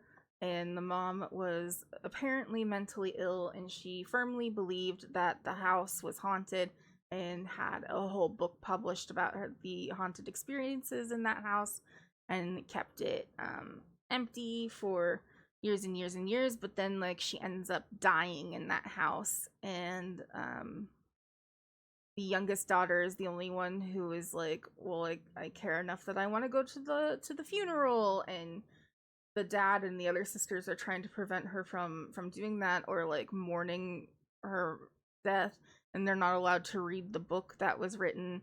And when she but the house was left to them, so she's like, I'll go, and I will go and clean up the house and get it ready for sale, and it will I'll make it, I'll decorate it and make it look pretty, and then we'll sell the house and get rid of it. And when she's there, she finds a copy of the book, like partial copy of the book. The other half was like ripped in. It was like ripped in half, and so she only got like the first half of it. And there was like commentary that was written in from her mom, and she didn't get to know her mom at all. So like she does start reading it, and then like all this paranormal stuff starts happening to her, and then there's like a neighbor who remembers her, but she doesn't really remember him, and he's trying to like help her out, and they kind of hook up. And then like as she's reading more about it, she's like remembering some things, and she's starting to doubt the wholesome veneer that her father has, and recognizing the ways in which he and her older sisters have manipulated her, and catches them in some lies that bring some. She starts to wonder if the things that they told her about her mother are real. And it was really, really good. Yeah, I need to remember to tell my sister that she needs to read this one. Because this was, something that I think that we would both feel something for. So yeah, this came out on the 9th, and it already has over 1,000 reviews and a 4.16, which I think is really worth. Let's go ahead and read the description just to see how good I was with that. If my memory was any good. A woman must confront the demons of her past when she attempts to fix up her childhood home in this devilishly clever take on a haunted house novel from USA Today's best-selling author of Black Sheep and So Thirsty. Speaking of thirsty. Yeah, I read Black Sheep, and that one was really good too. Cleo Louise Barnes leads a picture-perfect life as a stylist and influencer, but beneath the glossy veneer she harbors a not-so-glamorous secret. She grew up in a haunted house. Well, not haunted. Possessed. After Cleo's parents' messy divorce, her mother, Alex, moved Cleo and her sisters into a house occupied by a demon, or so Alex claimed. That's not what Cleo's sisters remember, or what the courts determined when they stripped Alex of custody after she went off the deep end. But Alex was insistent. She even wrote a book about her experiences in the house. After Alex's sudden death and the supposedly possessed house passes to Cleo and her sisters. Where her sisters see childhood trauma, Cleo sees an opportunity for house flipping content. Only as the home makeover process begins, Cleo discovers that there might be some truth to her mother's claims.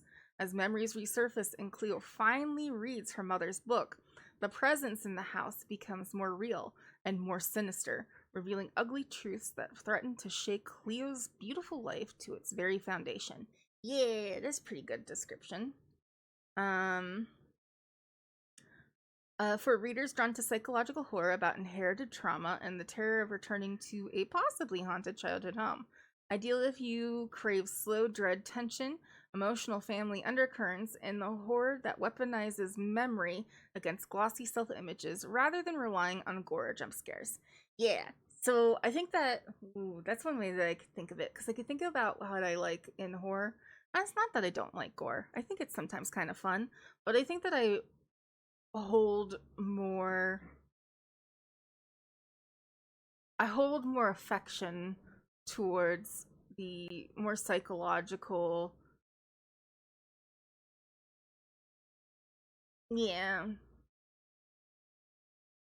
just the more psychological horrors, I guess, and the paranormal things, because like ghosts don't typically, unless you're in phasmophobia, murder things, not often anyway. They're just they just scare you. Sometimes they kill you, but not in a gory way. Okay. Alright, we should see what people have said. I did like the haunted house aspect of the story told through a book, but I did not like any of the characters. Cleo was so annoying. This was my first Rachel Harrison book and I was disappointed. Okay, I disagree with that a little bit because I think that Rachel Harrison writes very Gen Z type characters who are like young women, and they always start out super flawed. But I tend to fall in love with them as they start to unravel a little bit, and the veneer of their vapid veneer gets stripped away in the process of what happens to them in the book, and then like they show a real vulnerable side of themselves that I personally I like that. I love that she starts out with these characters who are not great. Like they're very, very flawed in the beginning of the book. And they end up in a better situation at the end. And then like, you know, you get to see that vulnerable side of them and then they hold on to that vulnerability. And I personally like that, but I understand like if you have trouble getting into the book because she is annoying. She's spoiled and bratty and whiny. And if you can't get past that in the beginning, yeah, it's a little bit difficult to get through. This definitely hit a note on all my childhood trauma. Rachel Harrison is a horror genre superstar. Was I crying a little bit at the end of this? Maybe. Don't skip this one, folks. Definitely a top horror book for 2025. Alright. We got two. We got a bad and a good. I could put in, I only want to see ones that have written things in them. Let's add our own review. This is something who's in the mood for a dark, emotional, I kind of want to say it's a little mysterious, but it's also sad and tense. We'll say reflective too. I would say this is a definitely medium-paced book. It is a mix of plot and character-driven things going on. There is some strong character development. I do find them lovable because I end up loving Cleo in the end, and I just want to hold her and tell her everything's gonna be okay, baby. Everything will be alright. Would you say that the cast of characters is diverse? Not really. Are the flaw? Well, there's a gay character, but one gay side character I don't think makes diversity. Are the flaws of the main characters a main focus of the book? Yeah, definitely. Would you give this a from 0 to 5? I'm like almost on a 5 because I really liked it, and I've just been a little bit more. I've been throwing 5s around a lot recently, but we'll give it a 5. We just feel like it. We're going off of vibes. I really like this one. Rachel Harrison is one of the best voices in horror we have right now.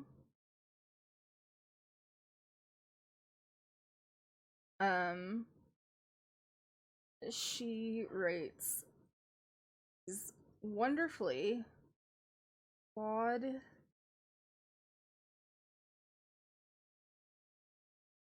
characters and gives them the room to breathe and suffer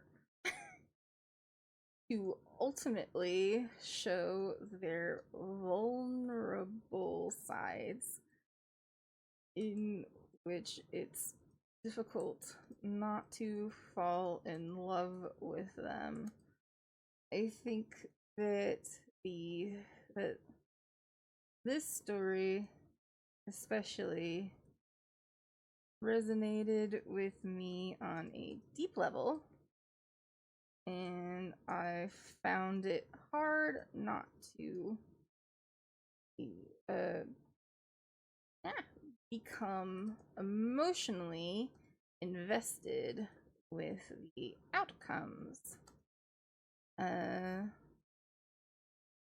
Can't wait to read more from this author. Easy peasy. Perfect. Getting along. Yeah, I like that one. Waiting in the hospital now. Good luck. Hopefully they can do it. They usually don't take that long for me. Next we have the Book of Witching. You forgot your waterborne. What's all? Oh, probably your water bottle? You probably, yeah, water bottle.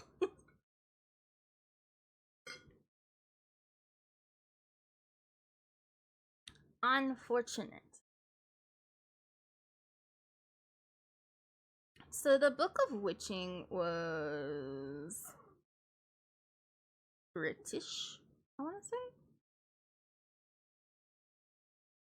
Maybe British. It was about witches, obviously. And there was this, it's a woman has a teenage daughter, like older teen, so like maybe 18. And maybe 17, 18, something like that. And she has a baby. And the mom agrees to watch the baby while she goes on a little trip to like a local island to go see like some historical stuff about it. And you know, she just needs some time away because she wasn't like doing super well. And so she does that, and then her daughter ends up in some sort of horrific accident where her boyfriend ends up dead and another girl is missing, one of her friends, and she is in a coma. And so the mom, goes in and tries to like figure some things out. And when the girl wakes up, she doesn't know who she is, but she says that she's this person named, I think it was like Knox or something like that. Nix. It was Nix. And it was like, it was really weird. It was an interesting book. I didn't hate it or anything like that. Let's read. Yeah, kinda. We'll get to it.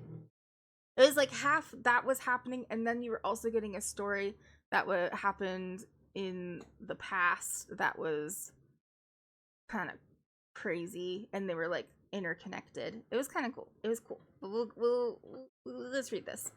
A mother must fight for her daughter's life in this fierce and haunting tale of witchcraft and revenge from the author of A Haunting in the Arctic. I've never read this author before. Clem gets a call that is every mother's worst nightmare. Her 19-year-old daughter, Erin, is unconscious in the hospital after a hiking trip with her friends on the remote Orkney Islands that met a horrifying end, leaving her boyfriend dead and her best friend missing. When Erin wakes, she doesn't recognize her mother, and she doesn't answer to her name, but insists that she is someone named Nix. Clem travels to the site where her daughter's accident, determined to find out what happened to her. The answer may lie in a dark secret in the history of the Orkneys, a woman wrongly accused of witchcraft and murder 4 centuries ago. Clem begins to wonder if Erin's strange behavior is a symptom of a broken mind or the effects of an ancient curse. Yeah, okay. I kind of remember some stuff. So it was like shifting point of view, technically shifting timeline, yeah, because they were both in different times. And this one happened in 4 centuries earlier. We had another character who I don't remember her name, but she was a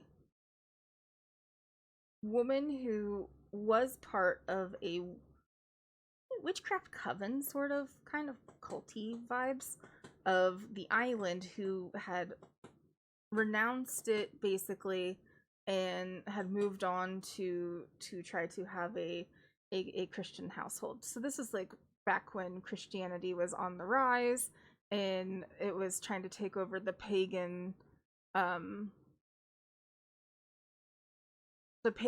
culture that was in the area. And like this was like one remaining coven of that of the pagan witchcraft people there. And yeah, so there's some interesting stuff with that. And so it was woven with the story of this woman and what happened to her. She's like wrongly accused of trying to hurt someone when she's actually just a healer in the area. And there's like some political thing going on. I can't quite remember all of the details of it because it was just like a lot, but it was like we got from her point of view what she went through and how she suffered, and then we get to Clem's point of view of what she's trying to figure out what's happening to her daughter, and like Erin is somehow possessed by this person that has something to do with what happened 4 centuries earlier. And it was kind of cool. It was a cool little mystery to unravel. And then there was like some cult stuff going on, and you guys know how I feel about cults. I like them. I like cults. So I don't know. It was a pretty good read. Let's go ahead. I went down to the wrong thing. This one has 3,000 reviews. Let's see what people are saying. I really enjoyed the setting of the theme. Very interesting and good story. Didn't hook you. I kind of get it. It was a little bit of a slower one because you kept on going back and forth, but I like that. Right. I forgot. I can. Yeah. I enjoyed this book way more than I thought I was going to. The story was told from two timelines. One was in 2024 and the other in 1594. Thank you. Allison was her name.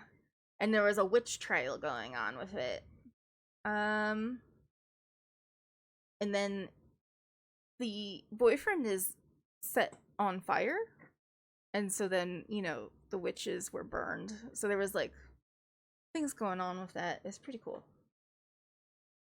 Once it gets its rhythm going, it's incredibly tense.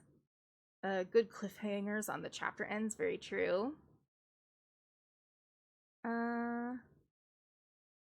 Yeah, the critique is the slower pacing in the beginning. The beginning is slow. I could see why somebody would DNF it, if they're not patient. But I'm patient. I don't DNF books. I read them even if they suck. Let's go ahead and add a review for this one.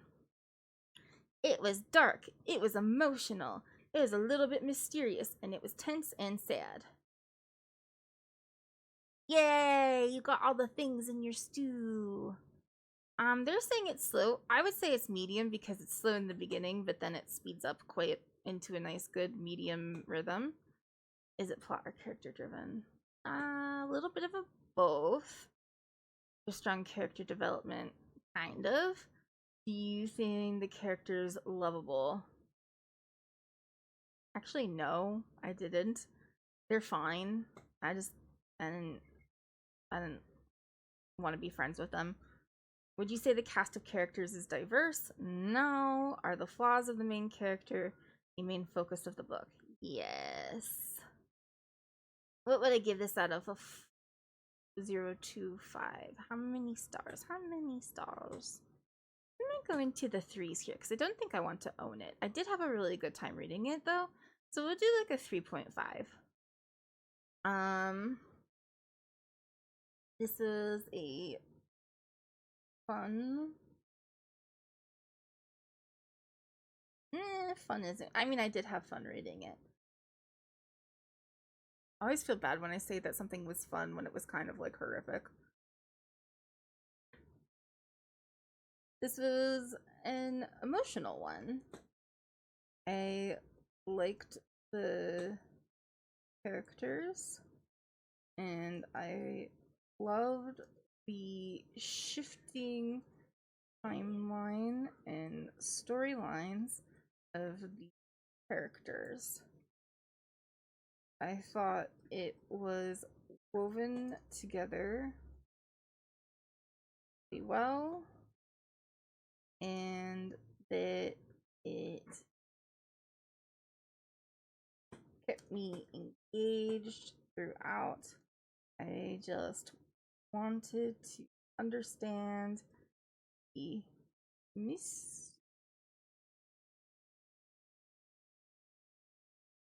mystery of what happened to Aaron and what was happening, and how Allison's story would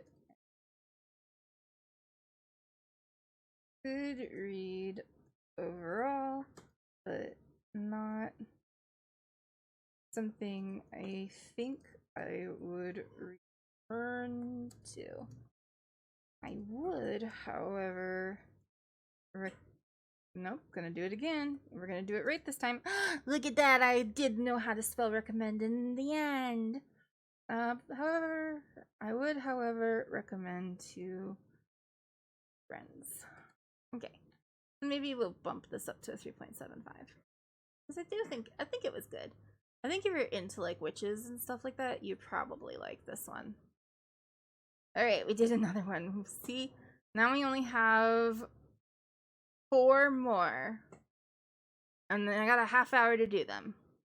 Okay. Oh boy. Dove's Eyes. Dove's Eyes is... Oh. Wrong thing. Not actually published yet. It comes out in... Yeah, next month on the 8th. So this is an advanced reader copy that I have. the author had gone on Blue Sky and said, "Hey, I'm gonna do these things, so you could do an application to become an advanced reader copy, and I'll give you a PDF of it." And that's what I did, and it was pretty good. It's a longer-ish one of 443 pages, and it was interesting. I don't want to say anything super bad about it because I feel like I'm just going to come across as like, oh, I didn't like this, which isn't necessarily true. I think that I did like a lot of it. It was just challenging, but not in the context of like what actually happened in the book. But the experimental way in which it was written was a challenge to read. And I feel like if the same story was written in a more conventional way, it would have been more palatable. Because like I found myself getting lost a lot of the time, which I think is fair and sort of the point, but I just struggled really with like keeping track of what was happening, and that was partially because of the more experimental way that it was written.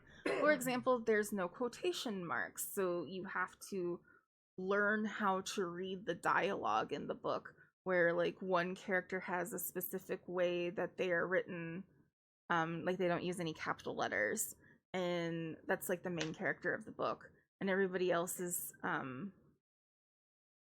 written more normally. But like when there's a scene where there's more than two people talking, it's kind of difficult to keep track of who's saying what. And then like if you're trying to read at a fast speed, because I tend to read fast, I get through, I only read at night before bed, and I'm getting through a book every 2 days, so I tend to read pretty fast. And it was just like difficult because you can't read this fast, which maybe is a good thing. Maybe that's not that's not really a critique that's good. Like you should be able to slow down with it. And it was sort of like poetry prose focused, and you could see that sometimes, but sometimes I found some of the waxing poetic in the descriptions to be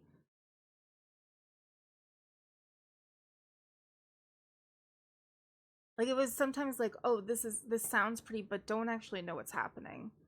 And I found myself struggling a lot to unravel through the fog of all of these things that are difficult about this book, the actual story of what's being told. And that's like my big critique with this book. But that being said, I did think that the story that was told, what I was able to get out of it, I after struggling with it, once I got through the struggle of it and like I learned how to read it a little bit better, I did think that the story was really interesting. So we have it's very queer. It's having some commentary on conversion therapy and families and how they deal with a trans child or something like that, and how they might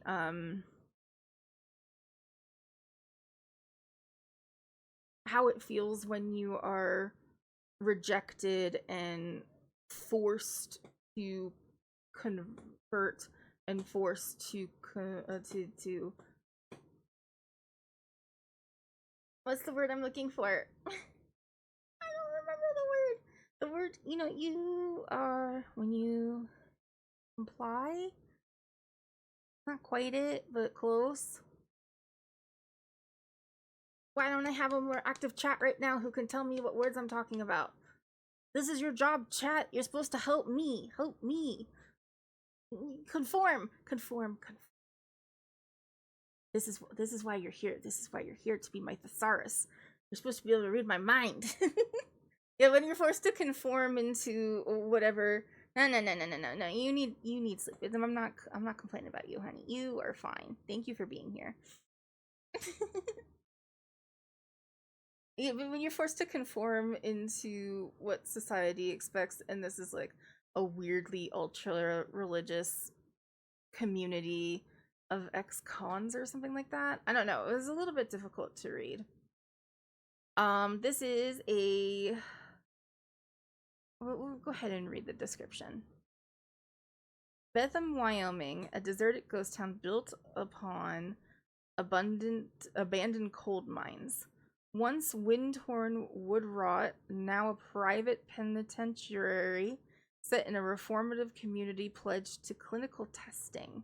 Yeah, I grabbed that, but like, again, I just feel like if it was written like this instead of the way that it was written, that would have came across a little bit easier, but that's not how this was written. Neurosurgeon Dr. Wayne Sykes truly believed he had found the cure for all sin, but 1 year into testing, and Bella Rivera, 24, was found dead, bloodied and under bush. A sprig of hyssop? I know that's a plant, but I don't actually know how to pronounce it. I think it's hyssop. Pressed to her lips. Enter Corey Handler Delgado, fallen angel scorned. 5 years ago, he was nothing more than a scruffy detective. For an act of brutal justice, he was arrested in the attempted murder of an innocent man. One call, and the charming doctor has convinced him to take a second chance, insists that he can be saved. But something is wrong. Something is wrong with this town. Something is wrong with this body. And something is wrong with this cure. Cora isn't dead. Ooh, spooky. That is a good synopsis. But, man, okay. There's 4 reviews currently because it is a ARC. I don't really want to look at what the other people wrote right now because, you know, I'm being brought in to make my own review based on what I thought of it. So I'm gonna try to like formulate that. It was challenging, a little bit dark. I would say it was very emotional, honestly. Sad, a lot of times really sad, tense, reflective.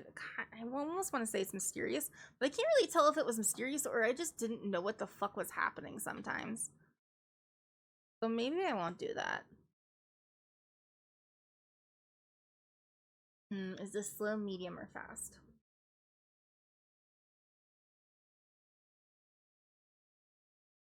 I kind of want to say it was slow because I struggled getting into it. I would say this is sort of plot. Maybe a mix. Because there's a bit of character development, but I'm going to say it's kind of complicated.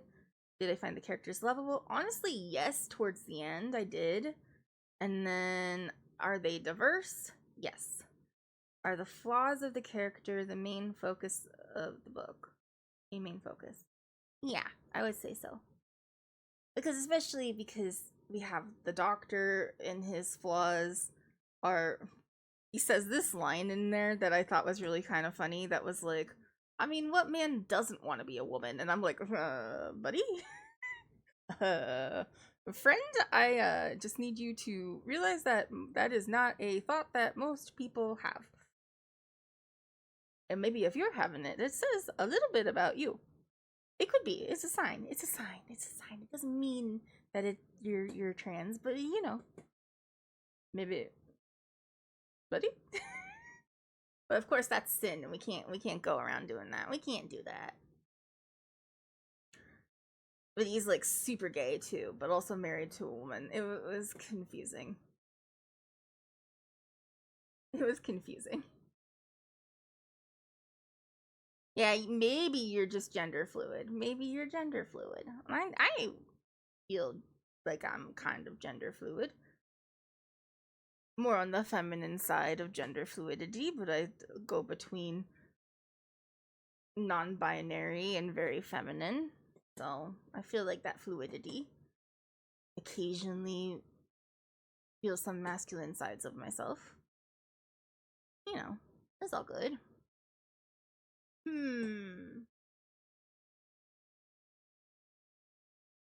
I just fit into whatever cup is handy. That's a good way to be, I think, honestly.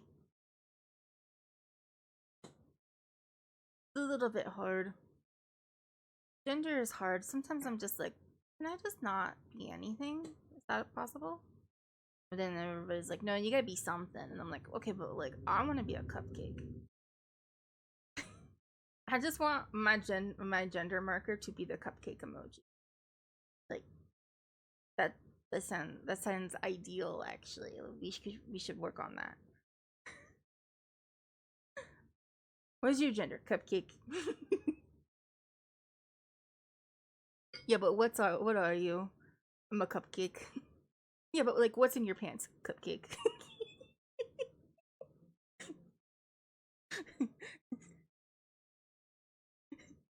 Sorry. Okay, you're in ads. I'm gonna work on this. We'll put in the star rating in a minute. Okay. Let's start with good things. I felt like the story was interesting and engaging. I felt for the characters and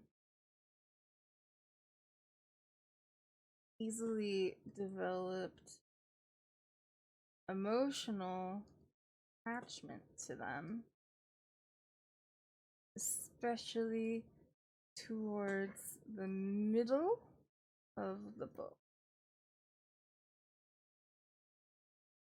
I felt like the present themes of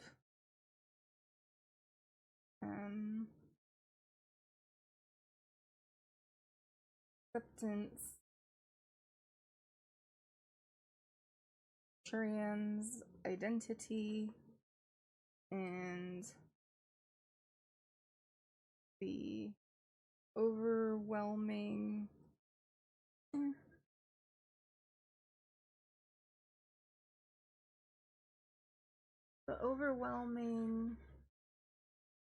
dread that religious guilt puts on queer people.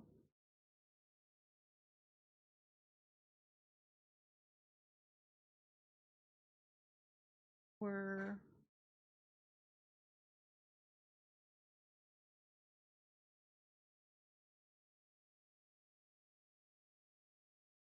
well woven into the atmospheric dread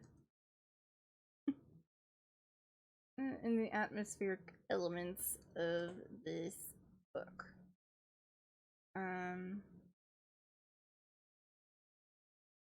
While I was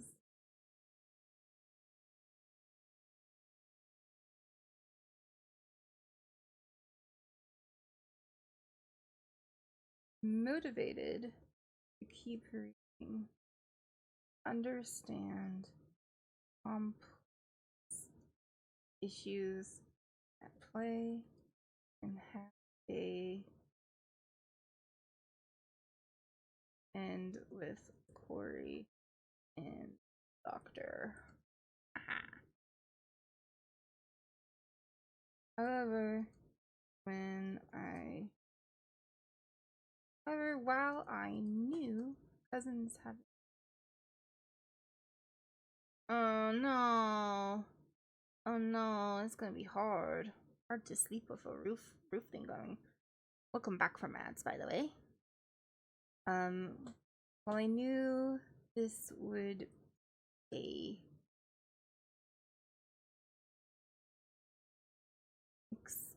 experimental style, I will style before crack open this book. I did not realize how challenging. I'm not doing a good job typing today. It would be to get used to this style. I found myself lost in the prose and the experimental elements, and that often clouded the actual progression of the story for me. I feel like I feel that if this had been written in a more conventional style, the story would have been better understood. And that said, I still think the story was a solid read, and as a queer person myself, I felt connected characters. Okay, pretty good. Fix some of these typos. I don't know why I keep fucking up experimental. There we go. This is pretty good. It's a little bit of a longer one, but that's because it's an ARC for me. And so they want me to give good ones. Okay, you lurk, buddy. You get some good sleep. See if you can try to sleep through the noises, but thank you for the lurking. I appreciate it. There we go. I felt the story was interesting and engaging. I felt for the characters and easily developed an emotional attachment to them, especially towards the middle of the book. I keep saying I felt. I felt like the... Maybe we can just get rid of the I felt. That's too many. The present themes of acceptance, trans identity, and the overwhelming dread that religious guilt puts on queer people were well woven into the atmospheric elements of this book. I was motivated to keep reading to understand the complex issues at play and how it would end for Corey and the Doctor. However, while I knew this book would be written in an experimental style before cracking open this book, I did not realize how challenging it would be to get used to this style. I found myself lost in the prose and the experimental elements, and that often clouded the actual progression of the story for me. I feel that if this had been written in a more, a more conventional style, the story. See, this is why you reread what you said, because you sometimes just put in dumb shit. The story would have been better understood and executed. That said, I still think the story was a solid read, and as a queer person myself, I felt connected to the characters. This is pretty good. I'm happy with this. We'll go ahead and give it a star rating now. Let's see, what do we think? I think we'll give it a 4. Just because this is a this is somebody who kind of needs a higher rating for a book. Not a 5. But it's definitely a 4. Maybe we'll do a 4.25. Pretty good. 4.25. Would I recommend this? If you think that you would be interested in trying an experimental style and you think that you can get past that, then yeah. You might like it, honestly.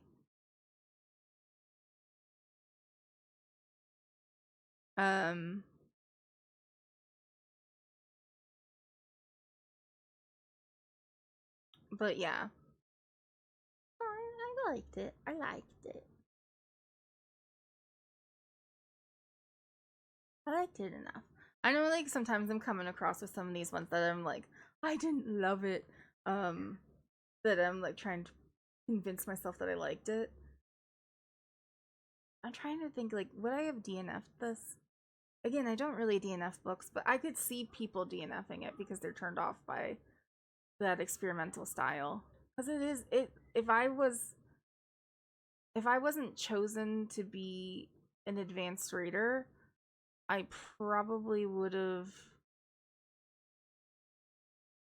I maybe wouldn't have picked it to read. I don't know. I just like opening the first page and like reading that. Like if I were at a bookstore and like I just kind of like skimmed it, I would be like, oh no, I don't think this is for me. But it was cool. I just wish, honestly, I just wish that it was written in a better style, in a more conventional style. I shouldn't say a better style, but I feel like if this was written in like what we expect in fiction writing, it would have come across just so much easier. And then I don't want to say that like it's the wrong way to write, because like, you know, books in French, they don't use quotation marks. The dialogue tags are written in a completely different way. But if you're reading for like English readers for if you're writing for English readers, I feel like you have to stay with the conventions a little bit. Cuz if it was like if the more experimental ways of writing were less present, I think that if the prose was there along with the more conventional ways of like doing dialogue and the ways of writing a book, and it still had the long spirally type of prose that was used, I could forgive it a little bit more. But the way that it's written now was just, oh, it's just so hard to figure out what was happening, and you had to like go back and reread bits, which isn't necessarily a bad thing, that you have to reread a little bit and like slow down. But like, I don't know. I feel like you're wasting my time at that point. You're not, maybe not wasting my time, but you're not respecting my time as a reader.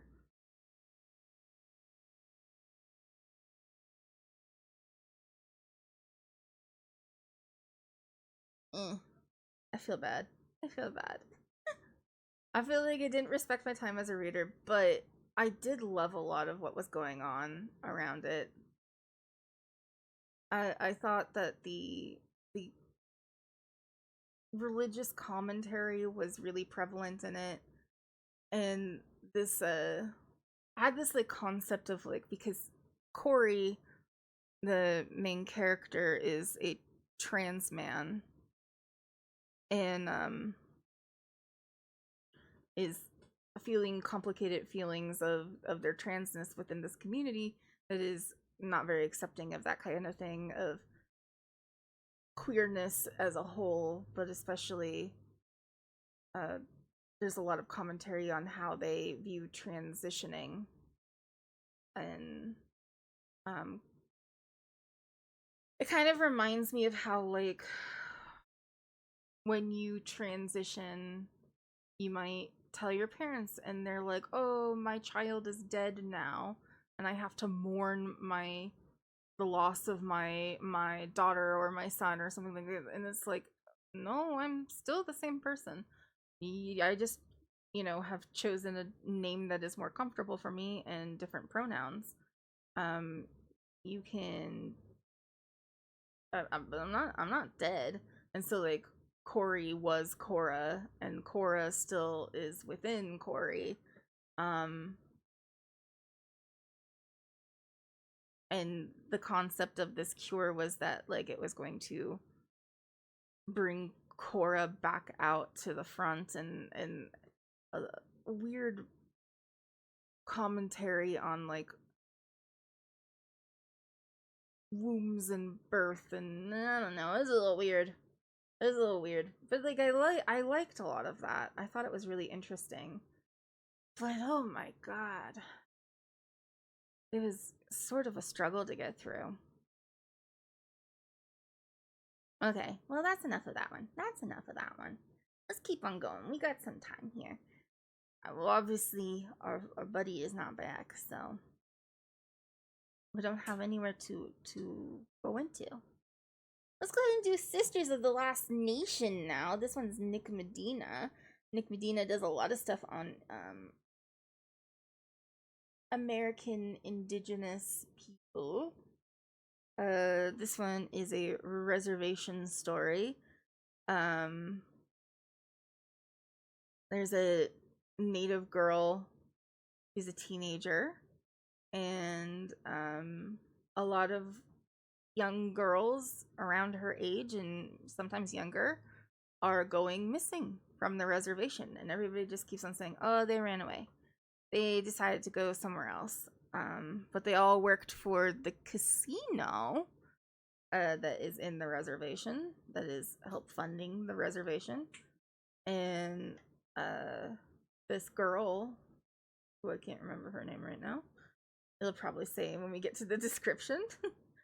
She also works for this casino and gets pulled in to do something with the notorious 8th floor, which is where apparently high rollers get to stay, and like people who are important, the VIPs, go.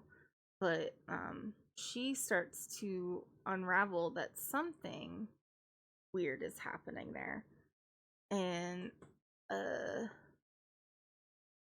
it starts to involve her sister. Now, meanwhile, she's also a young girl-ish.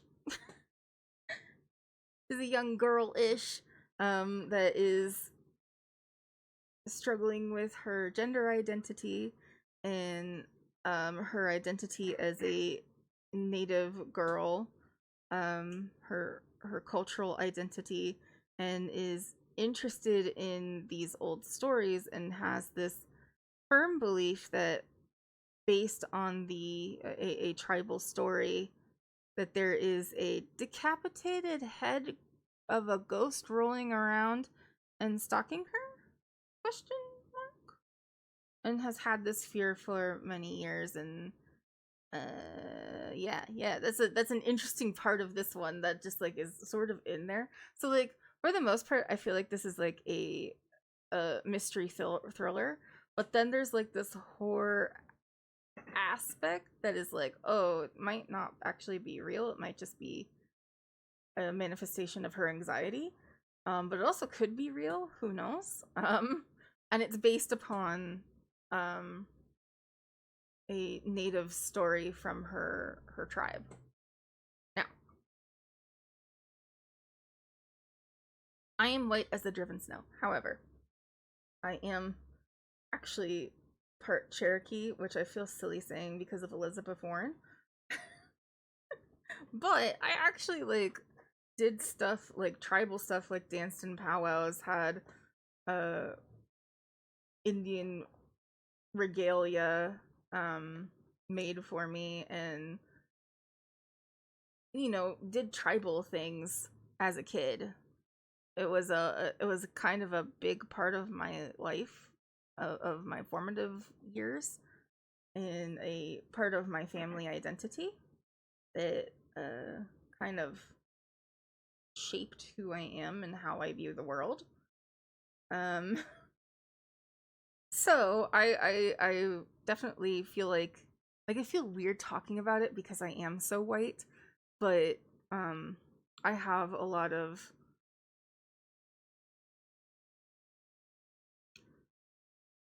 feelings and identity things that kind of like come to play when it comes to Native people, and especially the stories. Because like I was told Native stories growing up, and I relate to them, and I feel a lot of emotions when it comes to stuff about the Trail of Tears and the reform schools and all of the awful things that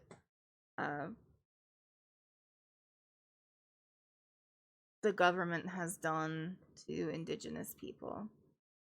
Not just here in, well, I guess I'm not here in the US, but not just in my homeland of the United States, but in Canada and all of those bodies that they're finding, and also in Australia with the indigenous people there, and just like anywhere where there's colonialism happening and indigenous people were there and were lambasted with this ideology of land ownership and disrespect to the land. Yeah, I feel an emotional attachment to those types of stories, and this story really opened my eyes to a lot more understanding of reservation life, because obviously I did not grow up on a reservation. A lot of Native Americans don't anymore, and reservation culture is deteriorating, and I know that I know about reservation life, but I don't get a lot of insight into what it's actually like for a lot of the people there. And so this was a really interesting take. And so we have this girl who is handling all of that and handling this awful thing that's happening to her people, and the deterioration of her culture, and her parents having not good times, in like all of the stuff that's happening there. And it's a heavy one. It's dark. It's heavy and dark. Yeah, let's go ahead and go through this. Oh, this is a debut. I saw that they had other stuff. I haven't read them though. A young native girl's hunt for answers about the women mysteriously disappearing from her tribe's reservation lead to her to delve into the myths and stories of her people, all while being haunted herself in this atmospheric and stunningly poignant debut. Yeah. Anna, that was her name.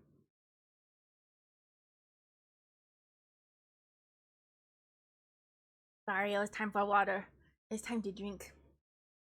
Anna Horn is always looking over her shoulder for the bullies who torment her, for the entitled visitors at the reservation's casino, and for the nameless, disembodied entity that stalks her every step. An ancient tribal myth come to life, one that's intent on devouring her whole. Oh, yeah, that's right. The head apparently eats you. Yum, yum, yum, yum, yum. With strange and sinister happenings occurring around the casino, Anna starts to suspect that not all of the horrors on the reservation are old. As girls begin to go missing and the tribe scrambles to find answers, Anna struggles with her place on the res, desperately searching for the key that she's sure lies in the legends of her tribe's past.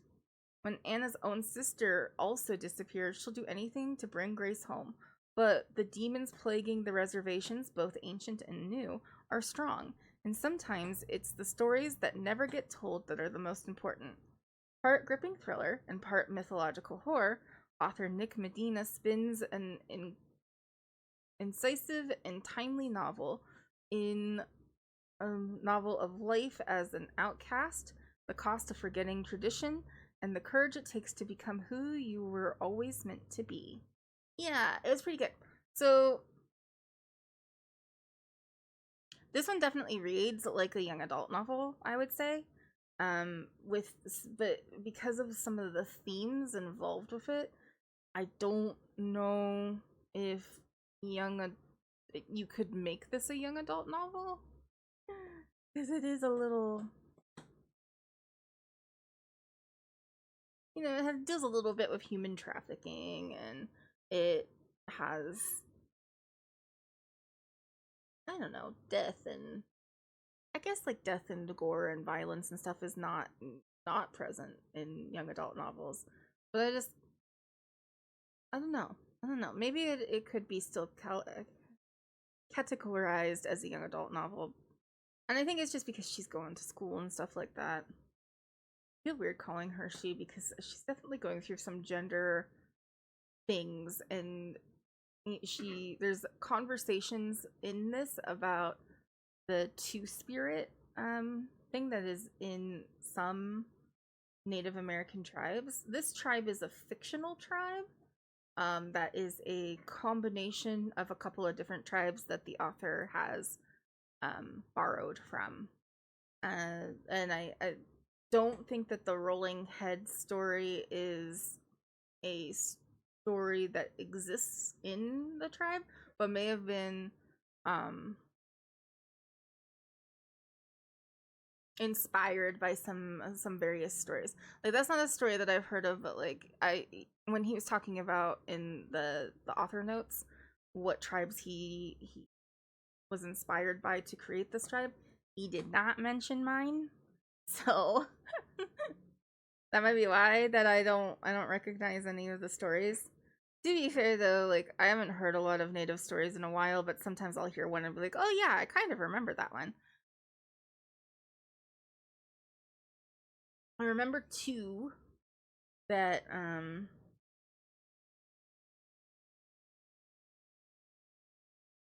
that I really like, that I think were told to us pretty often. And there was like some of them I don't remember all the details on, but like I remember like two of them really, really well. And none of them have rolling heads, but it kind of like follows the same sort of idea. But like most of the stories that I can remember were more concentrated on like animal characters who were representative of certain characteristics and not so much like people. But a couple of them did have straight up people in them. So I don't know. It was a little bit interesting. It's interesting. It was an interesting read though. We have time, so let's go ahead and take a look at some of these reviews. We got a little bit over 3,000 reviews. No horror elements were found in the making of this book. I disagree with that a little bit. I think that people are getting a little bit too silly with their expectations with horror.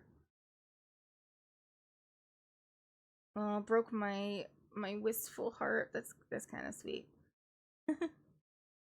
Crying tears of absolute pain and misery, and I need everyone else to cry and be in pain along with me. Oh my gosh. Okay, so I I admit that I got all through the end of this book and it was like really emotional for me, and then all of the sudden I didn't know where it came from. I was not expecting it, but I just like burst into tears towards the end.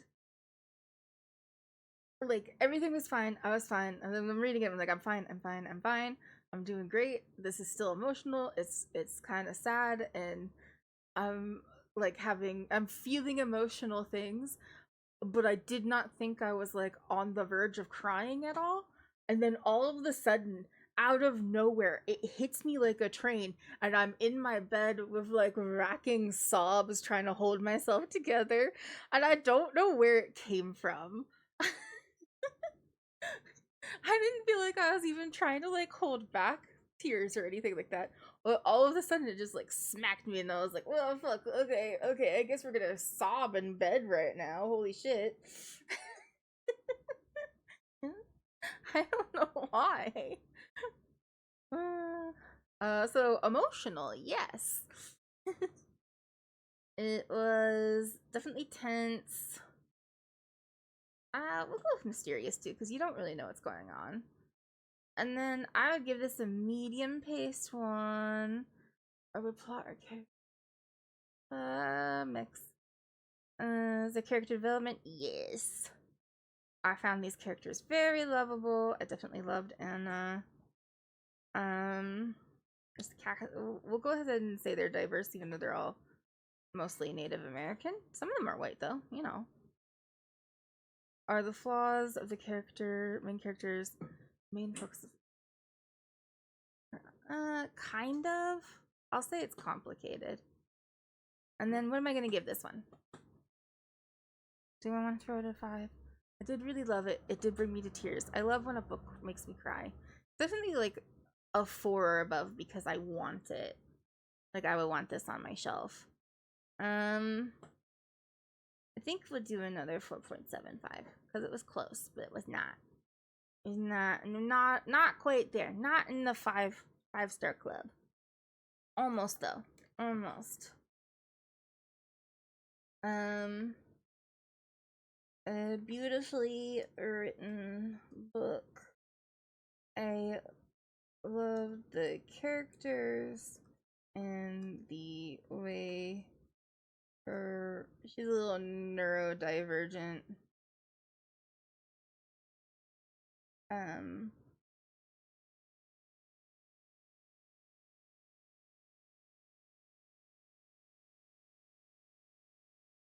In the way Anna was portrayed as a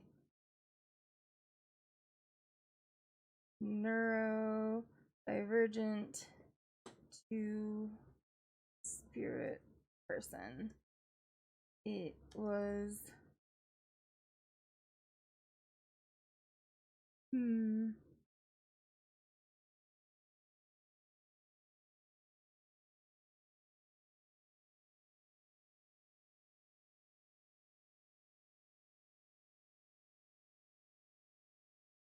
how about this? The horror was minimal, but what was there definitely felt creepy. I would categorize this as more of a thriller, though, with a strong mystery pulling the reader along to the end. I would recommend this one anyone.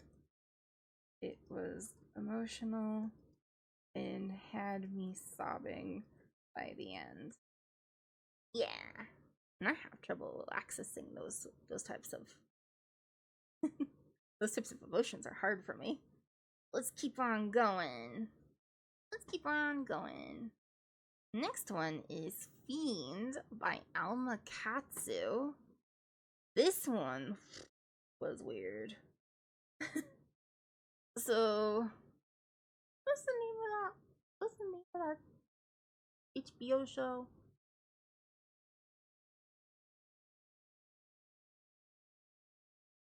Of the family, the rich family. Secession vibes in this one, which was also honestly in Usher's passing as well, which I did not mention.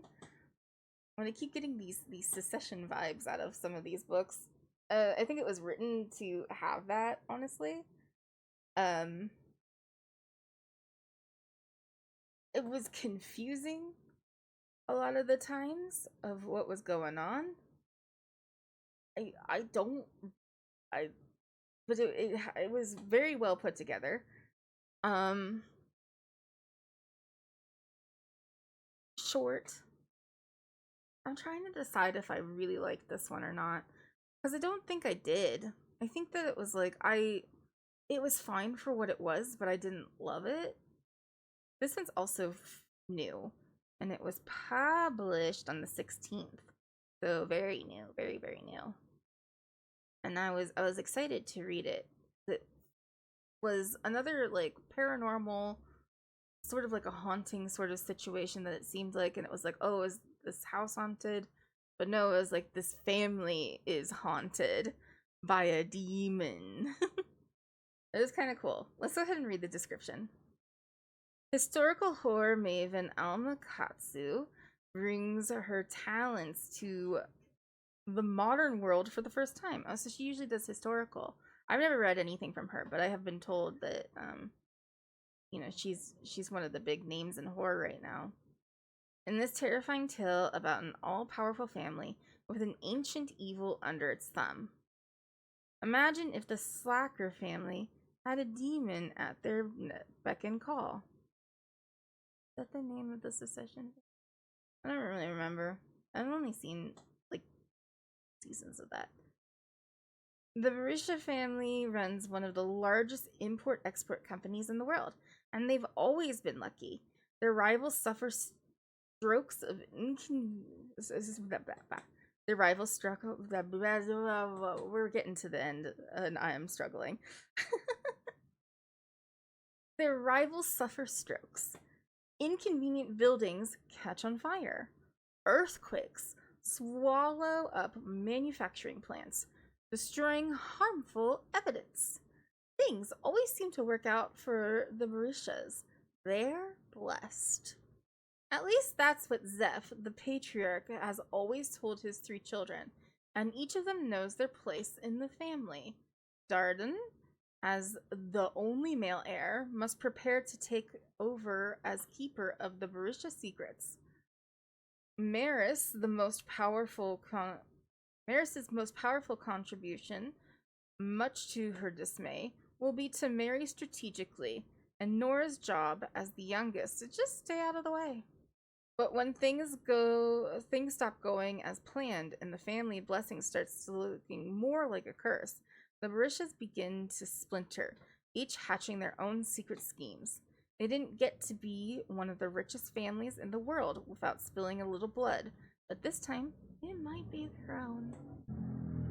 Yeah, that's a pretty good description, honestly.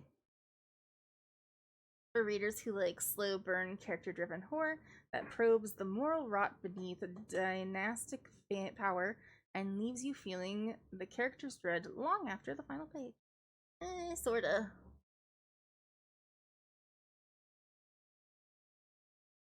Like this one. Did I like this one? I'm not sure. There's only 96 reviews, but again, it's been out for like what, 13 days? That's not that bad. Powerful family of anger issues. Comparisons to Secession. The House of Usher. Okay. I guess I could kind of see that. I love unlikable characters in horror. It's so fun. The family drama of it all worked well, and the ending was delicious. Delicious. This book was my least favorite by this author. There's not a real story to follow, and most of the book is just about spoiled rich kids with the demon. I mean, I kind of agree with that, but that's not necessarily a bad thing, and I don't think that there's no story. I mean, that is the story, that there's this demon, but like, it's from Maris's point of view, the middle child, the girl, woman now, who is being forced to marry, and she wants to have a place in the company, but her father's like, no, that's not really your place, and she sees it as like this sort of like patriarchal, misogynistic thing. But really the dad's like, no, I just don't want you to have to handle this, because if you take part in the company, you know, have this demon, and the moment you get angry, like, the demon might take that as signal to like go attack something, which is what happened when they were young, and that's why their dad lived away from them for a really long time, because he got mad one time and it almost killed one of the kids. So, or the mom or something. I don't quite remember. But like it was a problem. So he decided to live away from the family to protect them, and he doesn't want to curse his daughter with that. But he's okay with cursing his son for some reason. That's fine. Darden can do this. I don't know.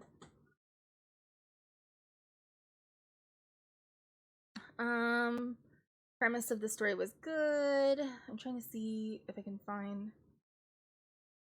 I'm not caring for the characters, took away a lot of the anticipation, the ending felt flat. Okay.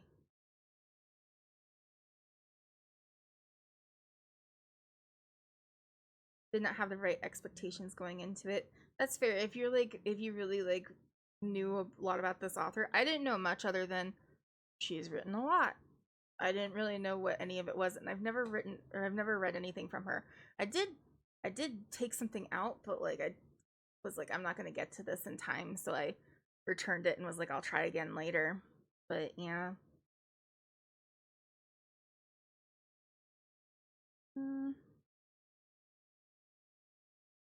The premise of this book gives it away.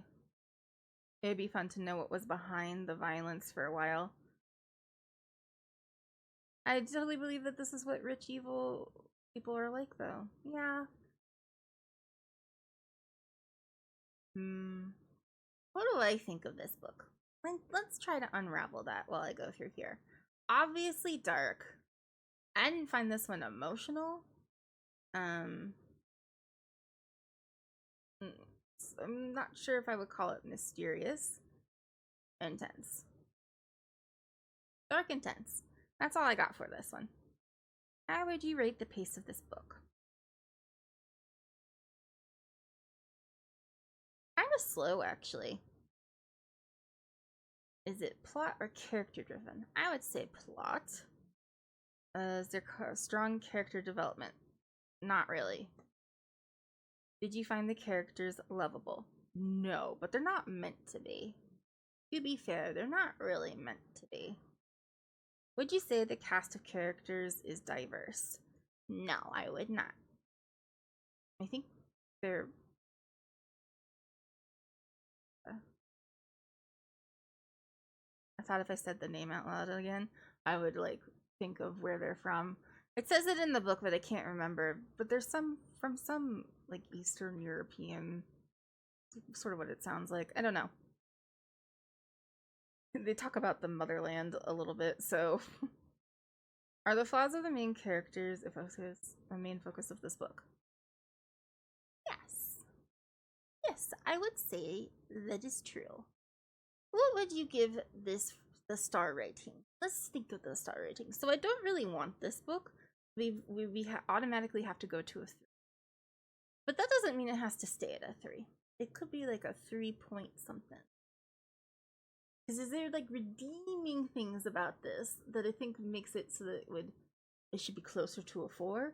Or do I feel pretty good about it being a 3? If it's a 2, that means I didn't like it. And I didn't not like it. I had some, I found it entertaining. I followed the story along and I,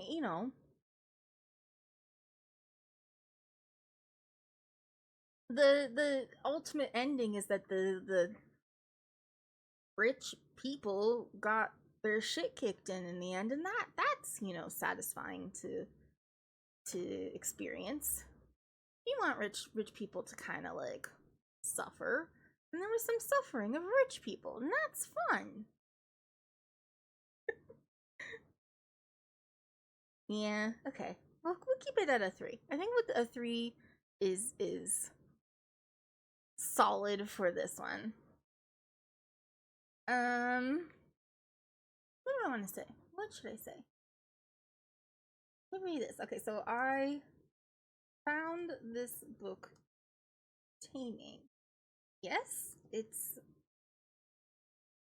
not exactly a mystery what is happening, but it is kind of fun to watch the downfall of this rich family. Let's say evil rich family. As their greed and malice ultimately end up just imploding the whole family. Yeah. I mean, who doesn't enjoy watching rich people suffer?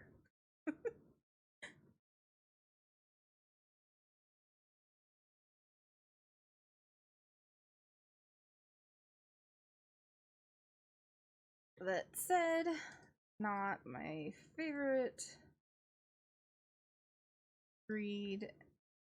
I probably won't put this one. Still, it was a fun. It was a fun short read for what it was. Hey, yeah, perfect. Good rating. Good rating, everybody. Now we got my final book of the month.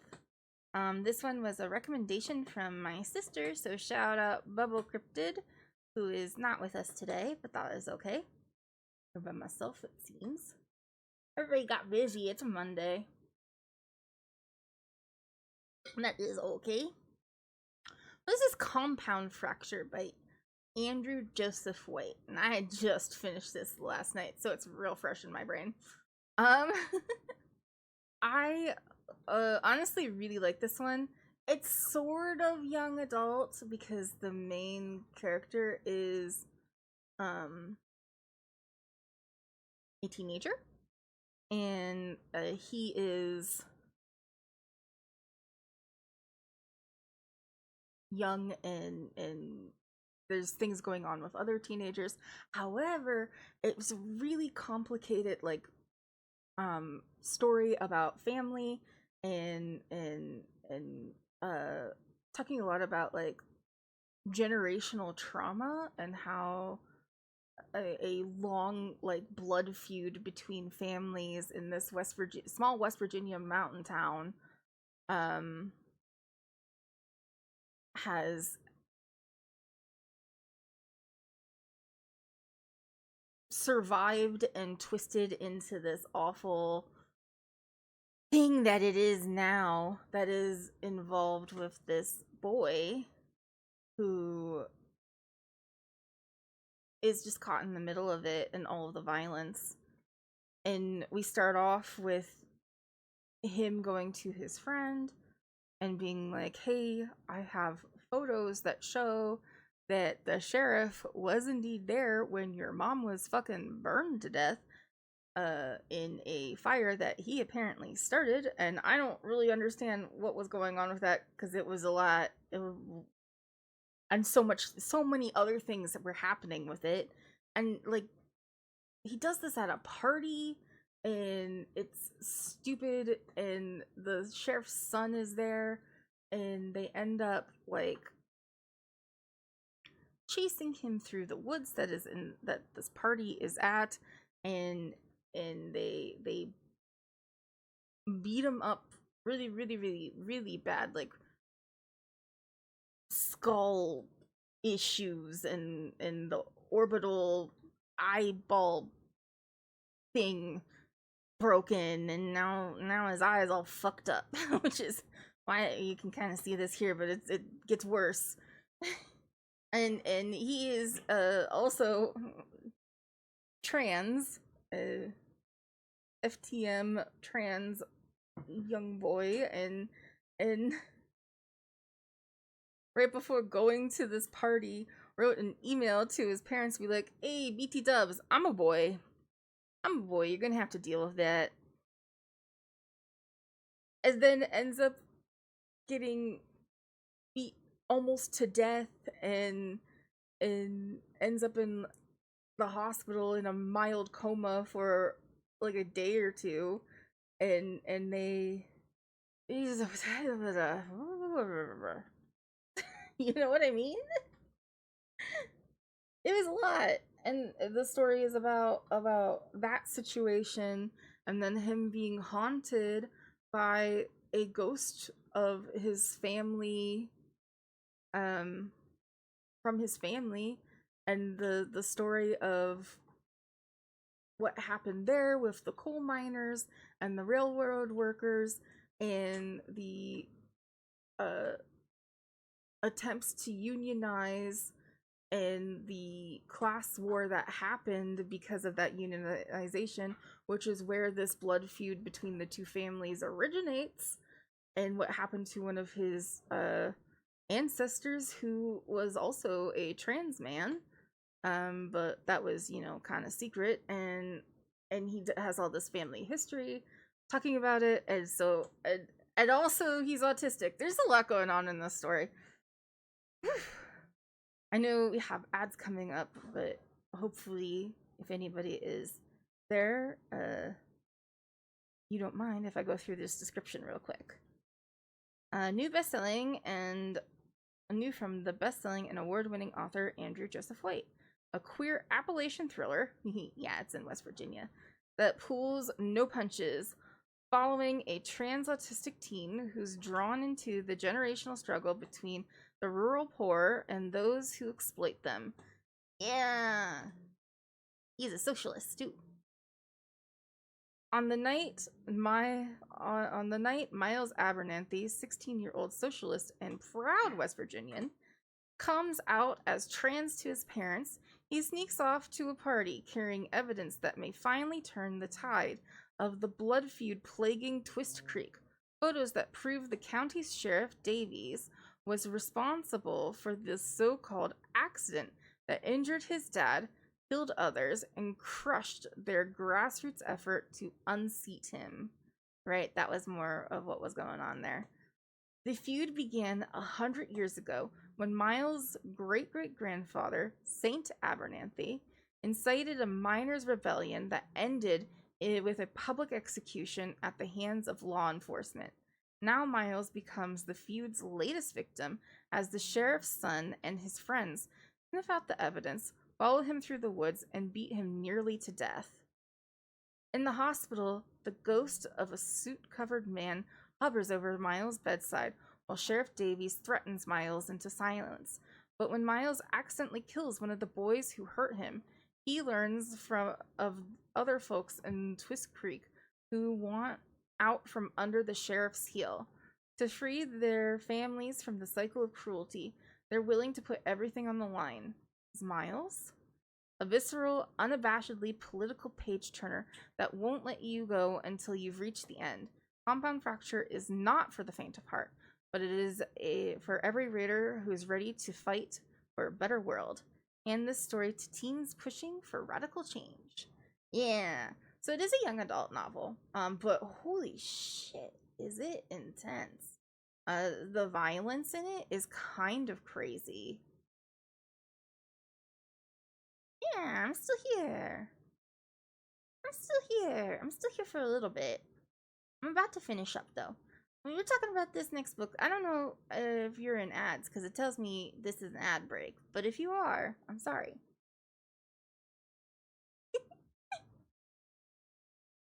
Oh, my back is cracky. You're not in ads. Okay, well then I can continue talking about this one. This is a really good one. This is the one that Bubs recommended to us. That you should probably honestly read. Now, the things that I love about this is that I love reading about socialist West Virginians. I think there should be more. And I think that we need to have like this understanding that yes, when you go into those rural areas in red states, there still are some people who are progressive and who are not happy with the status quo of the area and who recognize the ways in which the current populace and the way of capitalism has exploited them and the natural resources that are available to them. Because honestly, I've been to West Virginia. That place is fucking beautiful. I understand why people want to live there. It's gorgeous. One of the most beautiful places I've ever been to. That country road song has something that, you know, you shining into a river. It's not lying. It is really beautiful there. So I get why people want to stay in that area. And they should fight for the change that they want to see in this world. Appalachia is amazing. My hometown, which is kind of where you live, Glitch, and it's very close to that region of the world. We're right off of the edge of Appalachia. So I'm not Appalachian exactly, but like I kind of like understand that pride of like where you come from and that Appalachian sort of culture that I think exists throughout it. Yeah, we're Appalachian adjacent. This is so good though for what it was, but it's horrific, honestly, what happens, and it's bloody and gory, and it's hard for me to be okay with this happening to a 16-year-old. I think the portrayal of Miles' autism also was really good. Though, I do think that it was a little, sometimes verged on a little bit too textbook. But I think that it was good. It was in first person. So a lot of inner monologuing happening with thoughts and like confusion and not really understanding what people are thinking, which is relatable. and the whole ghost thing was really kind of fun. I don't know, but it was we're gonna go. No, let's not go to reviews yet. Let's read this thing for readers who crave ferocious queer rage against intergenerational oppression, dark, relentless justice thriller energy. Ideal if you want breakneck pacing, raw emotional intensity, sparse yes visceral world building, and a take no prisoners political punch that leaves you bruised but ready to fight. Honestly, I feel radicalized. I'm ready, and I feel like kind of something that maybe you need just to feel in the current atmosphere of things that are going on.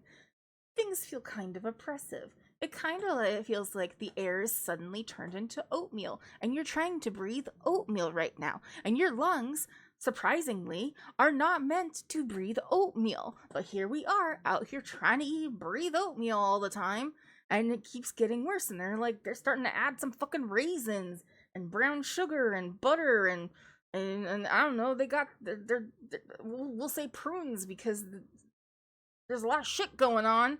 They're throwing a bunch of prunes in this oatmeal that they're trying to make me breathe. And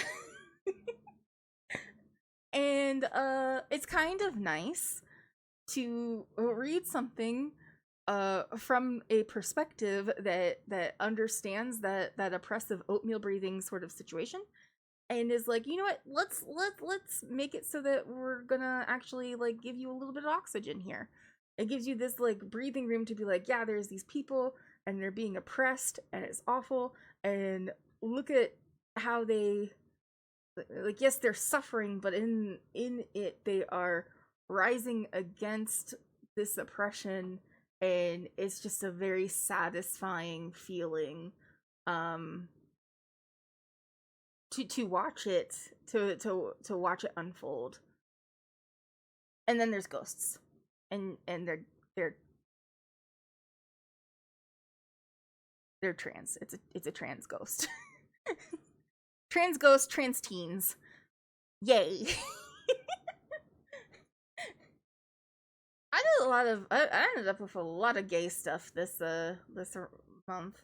Let's go ahead and come down. We have a pretty good rating on this one with over 4,000 views or 4,000 reviews. So that's pretty good. That's pretty good. But only want to show reviews with written explanations. Emotionally devastating in a good way. That is one very good dog. Oh, that's true. There is a dog, and while in this there is description of a very awful thing that happens to a pet dog. It's not like an on camera, well, I mean, they recorded it, but like it's awful, but it's just something that Miles mentions as a reason why not to why you don't fuck with the sheriff's son because he's fucking crazy and did some things to a dog. Or maybe it was one of his friends. But it was bad. It was bad. It was not good. And so the whole time Miles is really scared for his dog Lady because he's afraid that that the sheriff's son is going to retaliate against some of the things that he's done by hurting Lady. I'm just like, please don't let anything happen to Lady. I would be so sad if something happens to that dog. And Miles Hughes is just like, you can hurt me, you can kill me, but don't kill my dog. I'm like, relatable. The most relatable thing that maybe is in this book is that feeling.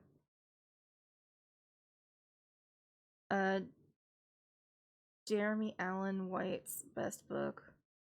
Not their name. Not their name at all.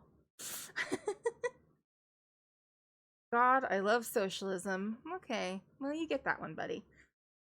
His name is Andrew Joseph White. So they tried.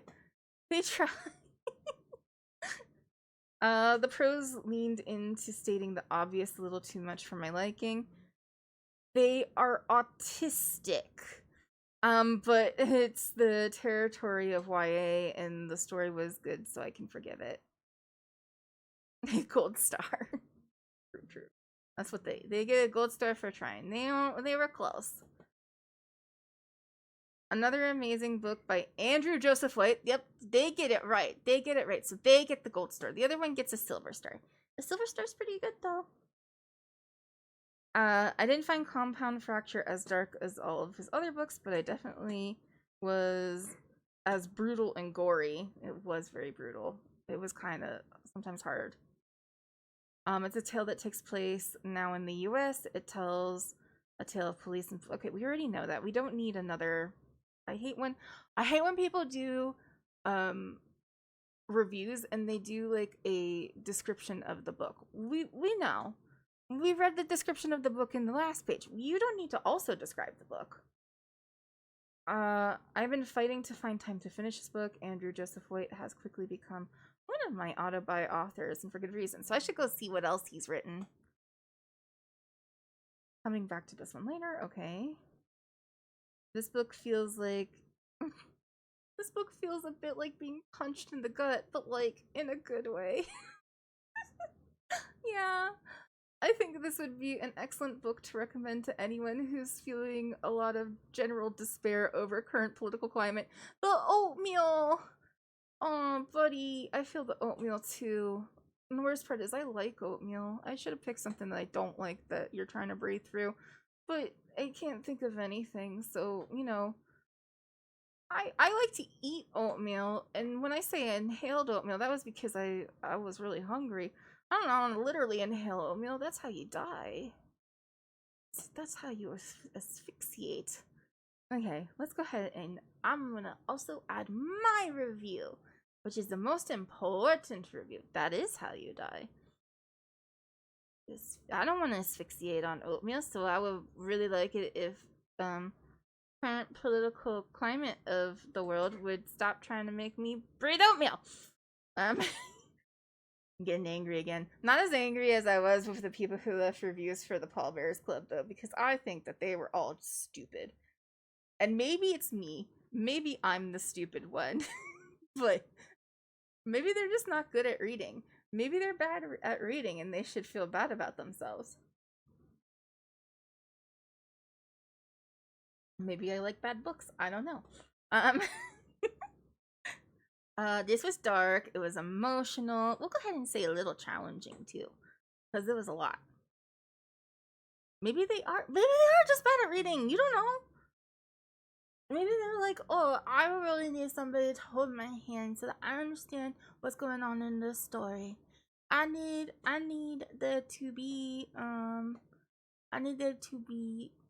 feelings and emotions, and then also need them to blatantly say what is happening in order for me to understand what is going on, and I'm not able to use the brain in my skull to figure it out based on, context. What's context doesn't matter. You have to tell me. You have to tell me with your mouth what's happening, or else I won't know. Maybe that's out there, like, I don't know. I don't know their life, but they said it wasn't horror. They said a book about a vampire wasn't horror.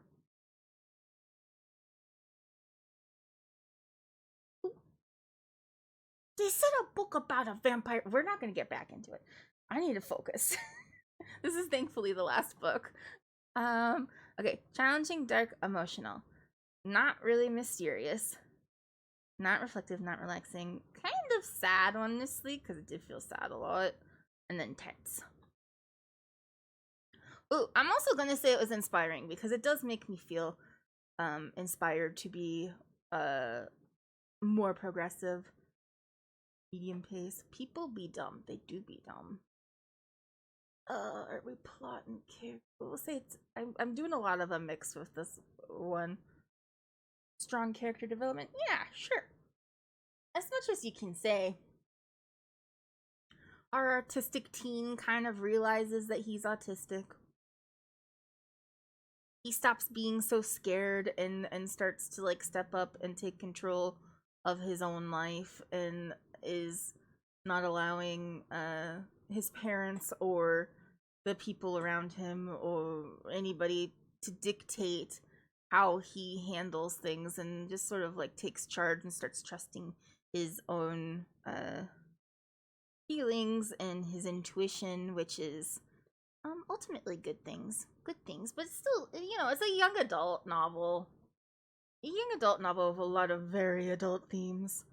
I did find the characters lovable. I also really liked that his parents, while not necessarily all on board with the whole coming out thing right away, eventually do like come around to it and are like, no, we love you. We're all good. I do think it's funny that like when I see these, it always seems like whenever a trans kid in one of these sort of more southern traditional places comes out, the dad is the one who eventually is just like, all right, I'm good, I get it, and then the mom sort of follows suit afterwards. And I think that's kind of funny because usually you think like the dad is like toxic masculinity often in those situations. But like I find that to be true, is that the dad is the one who is like, nah, this is fine. This is okay.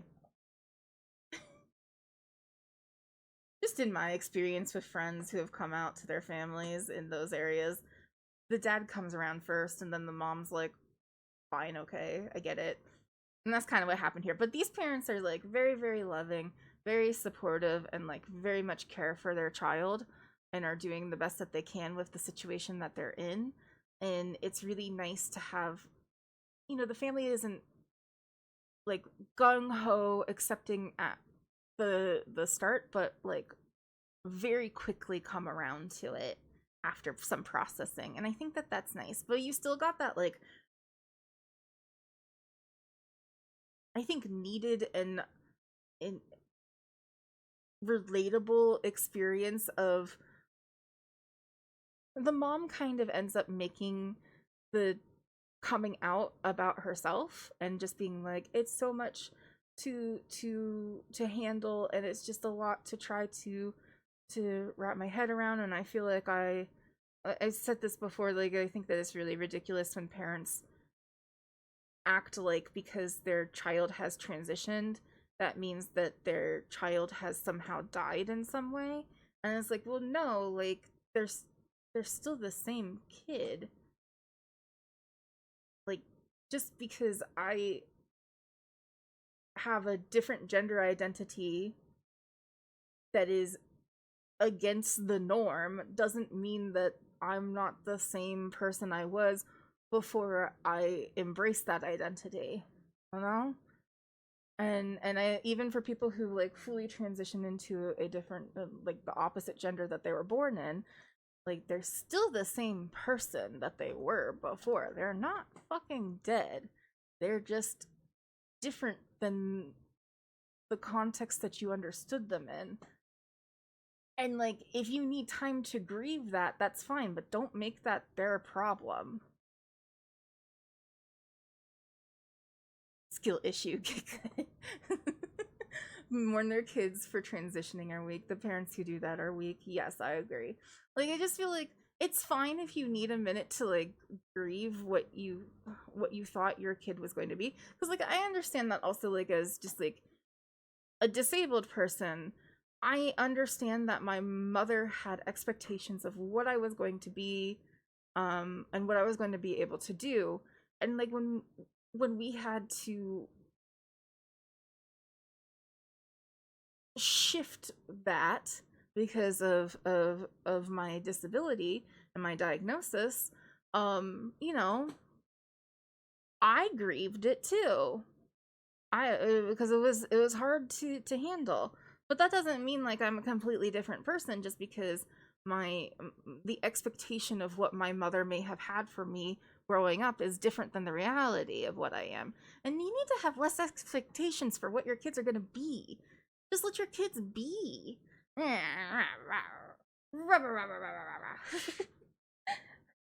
Is the characters diverse? Yeah, there's a lot of gay people in this. And the main character, the flaws in the main character is focus of the book. It's complicated though. What would you give this book? It's getting a 5 from me, buddy. Yay, book reviews again. Hello, Captain Cartwright. I'm sorry I haven't been able to come to one of your streams again. You keep streaming when I'm busy. Granted, I thought about coming by yesterday, but then I ADHD hyper focused on a game that I was playing that I was not streaming. I was just doing it for me, and I was just like, oh, I'll go in a minute after I'm done playing this game. And then I played until it got dark, and I hadn't eaten in 7 hours, and I forgot to take my medication. Man, why do I do that to myself? You've been busy on lots of things. Any fun new projects coming up? What do I want to add to this though? I'm thinking about my review for this. This was a heartbreaking story that was relatable. Even as a person in their 30s, I found myself relating to the 16-year-old main character and felt an attachment to him. I think this author will quickly become one of my favorites.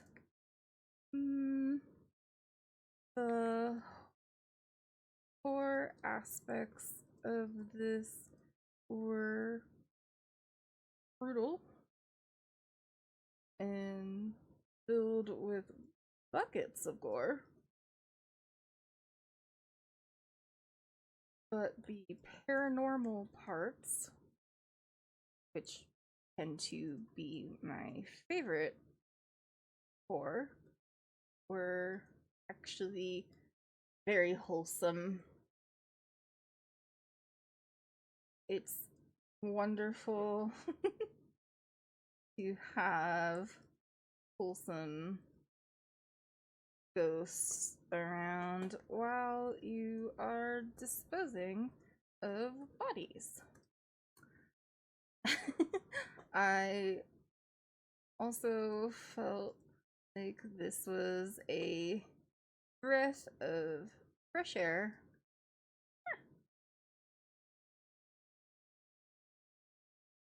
there to see a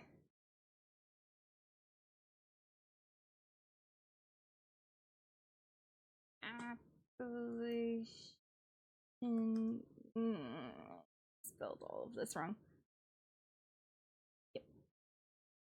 I was close. I was close. To see a Appalachian town show progressive values. It is something we need to remember given current political climates. It even in the reddest of states, there are still progressive voices to listen to. Yeah. Right. I feel like that is a good one. And we are on the last one. So here we are. We went over all these books today. Usher's Passing, which is an older one from the 80s. Camp Damascus, which is, I said old, but it's 2022. It's Tingle's first legitimate horror, when it was very good. A little bit young adulty though. Paul Bearer's Club by Tal Tremblay, which is horror, and you can't fucking tell me it's not. Wait, no, that was the wrong one. Yeah, it was horror. It had vampire. It had a vampire in it, and maybe we don't know if she's a vampire. Maybe she could be a not vampire. We don't know, but she. If you read it and you believed art, you would see the horror in it. If you read it and you believe Macy? I can't remember her name. But like the girl, if you believe the vampire, then you might like not come away with any horror vibes from it. But don't sit there and tell me it's not horror just because you can't read. Just because you're bad at reading. Okay. I need to stop. I need to stop being mad about that. It was a club. They were hitting ball bearers with it. No, it was they were Paul Bearer. No. Cartwright. Take it back. Take it back. We will not be doing any of that to baby seals. We will look at the baby seals. We won't even pet the baby seals because that seems like not a good idea. But we will see them and we'll be like, oh, so cute. Oh, you're adorable. We're not going to do anything with the pallbearers. No. Not the baby seals. What are you doing? No. You're about to need a pallbearers club. Okay, anyway, Devil Kills Devils.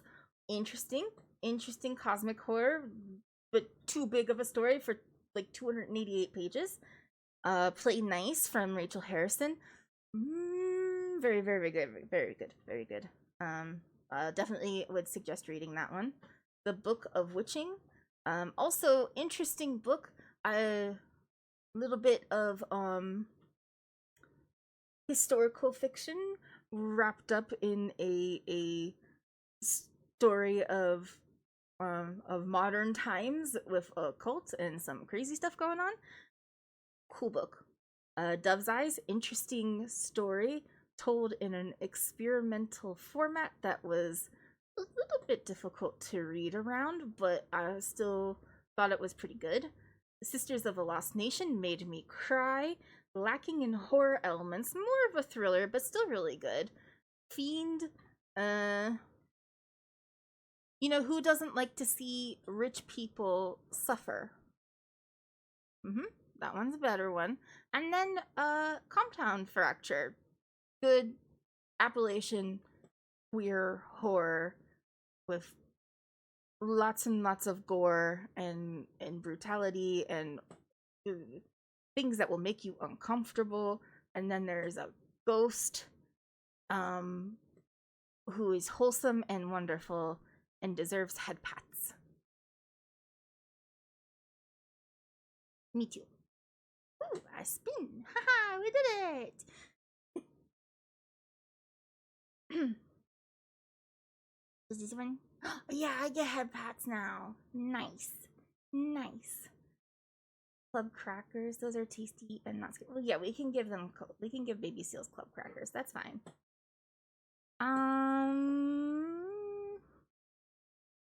Do they have rating one? Maybe if I go back to stats for a second, it might let me do monthly wrap up and we can see it with the ratings on that. It's tough on horror genre when there's classic horror versus experimental. Yeah, this was written in a... Here we go. It was written in a very experimental format, which was something that was just difficult to read because of. And it sort of clouded the actual progress of the story, so that you often found yourself being like, wait, what the fuck just happened? I don't understand what happened. And like some of that was intentional, but I think that there was a lot of moments where it wasn't intentional, that I didn't know what was going on. So yeah, here we go. These are my ratings. We have some 4.0s. Let's see, we have 1, 2, 3 5 stars in this one. A couple that got sort of close, but didn't quite make it. But a lot of ones that I would put on my shelf. For context, if you're unaware, if it's a 4.0 or higher, that means that I wish that I had a copy of it to put in my library. Which I will not do because books are fucking expensive. Yeah, I pretty much recommend any of them. None of them were bad. None of them were bad this time. I don't know. If you want to watch rich people suffer, you'll have a good time. But I wouldn't say you should go out and grab that one. That's what's going on. And then today I'm starting this book. Ryan LaSala, who I'm doing a lot of queer stuff this time. I'm just gay and loving it right now. I'm just being real gay.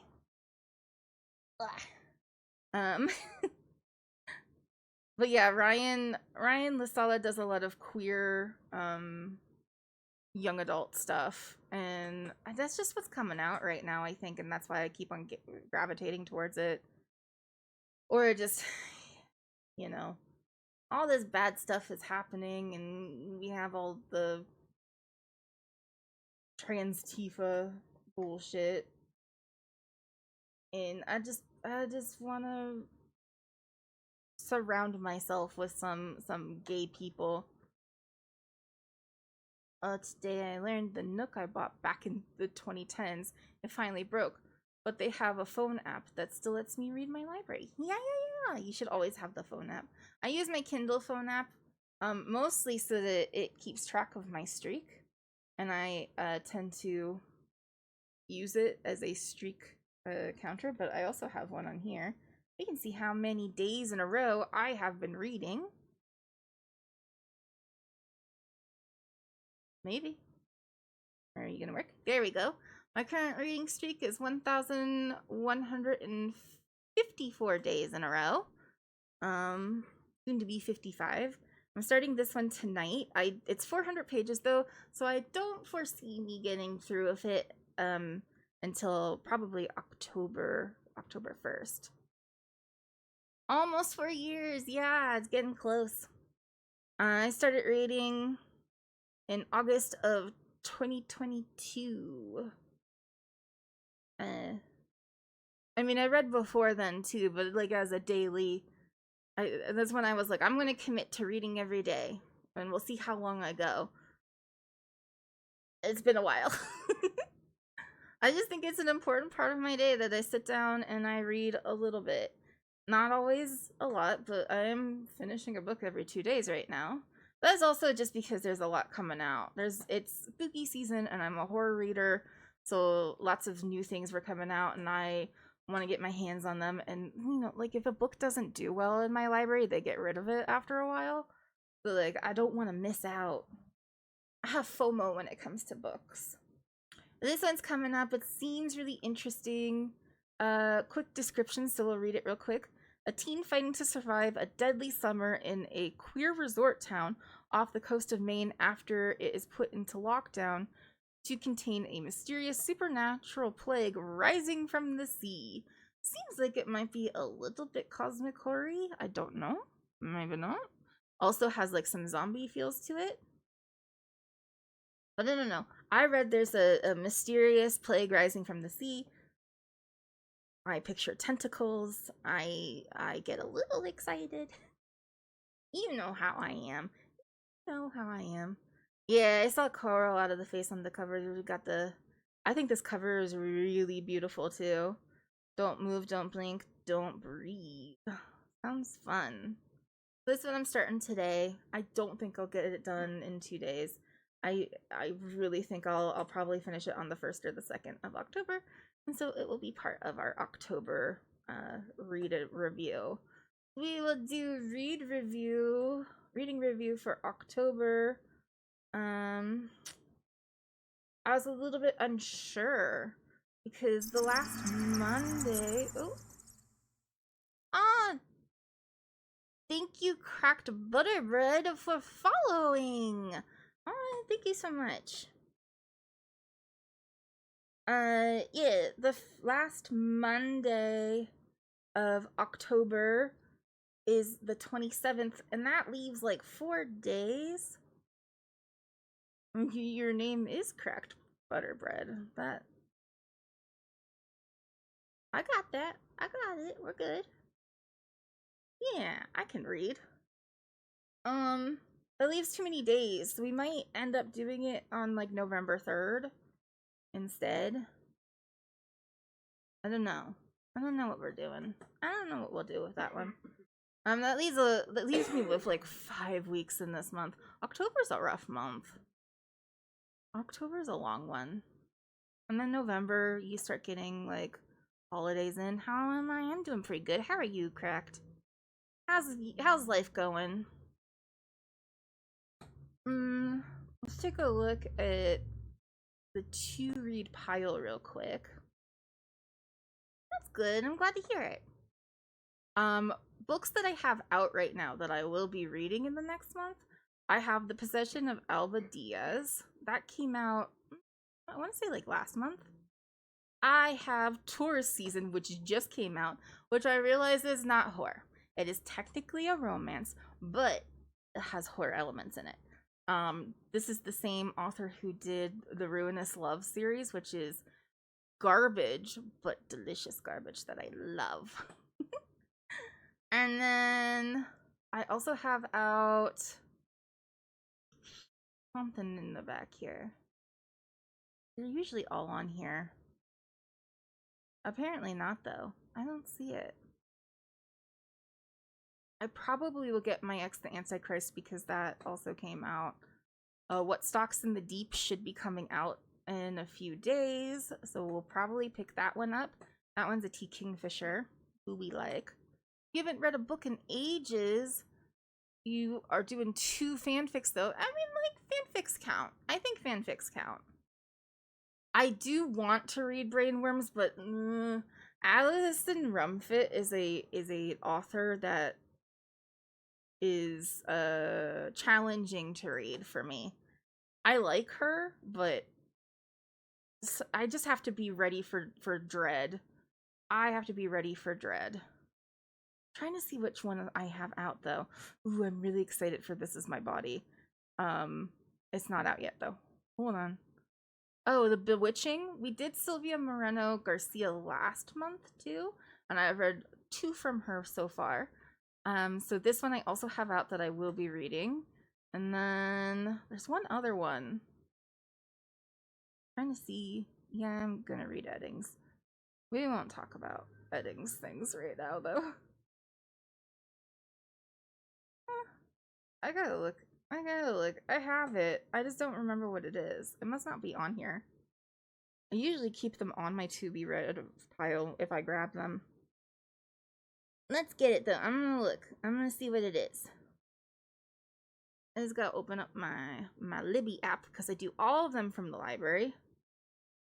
Tourist season. Oh, Hemlock and Silver, which is another Sea Kingfisher, but that one's a dark that's a dark fantasy.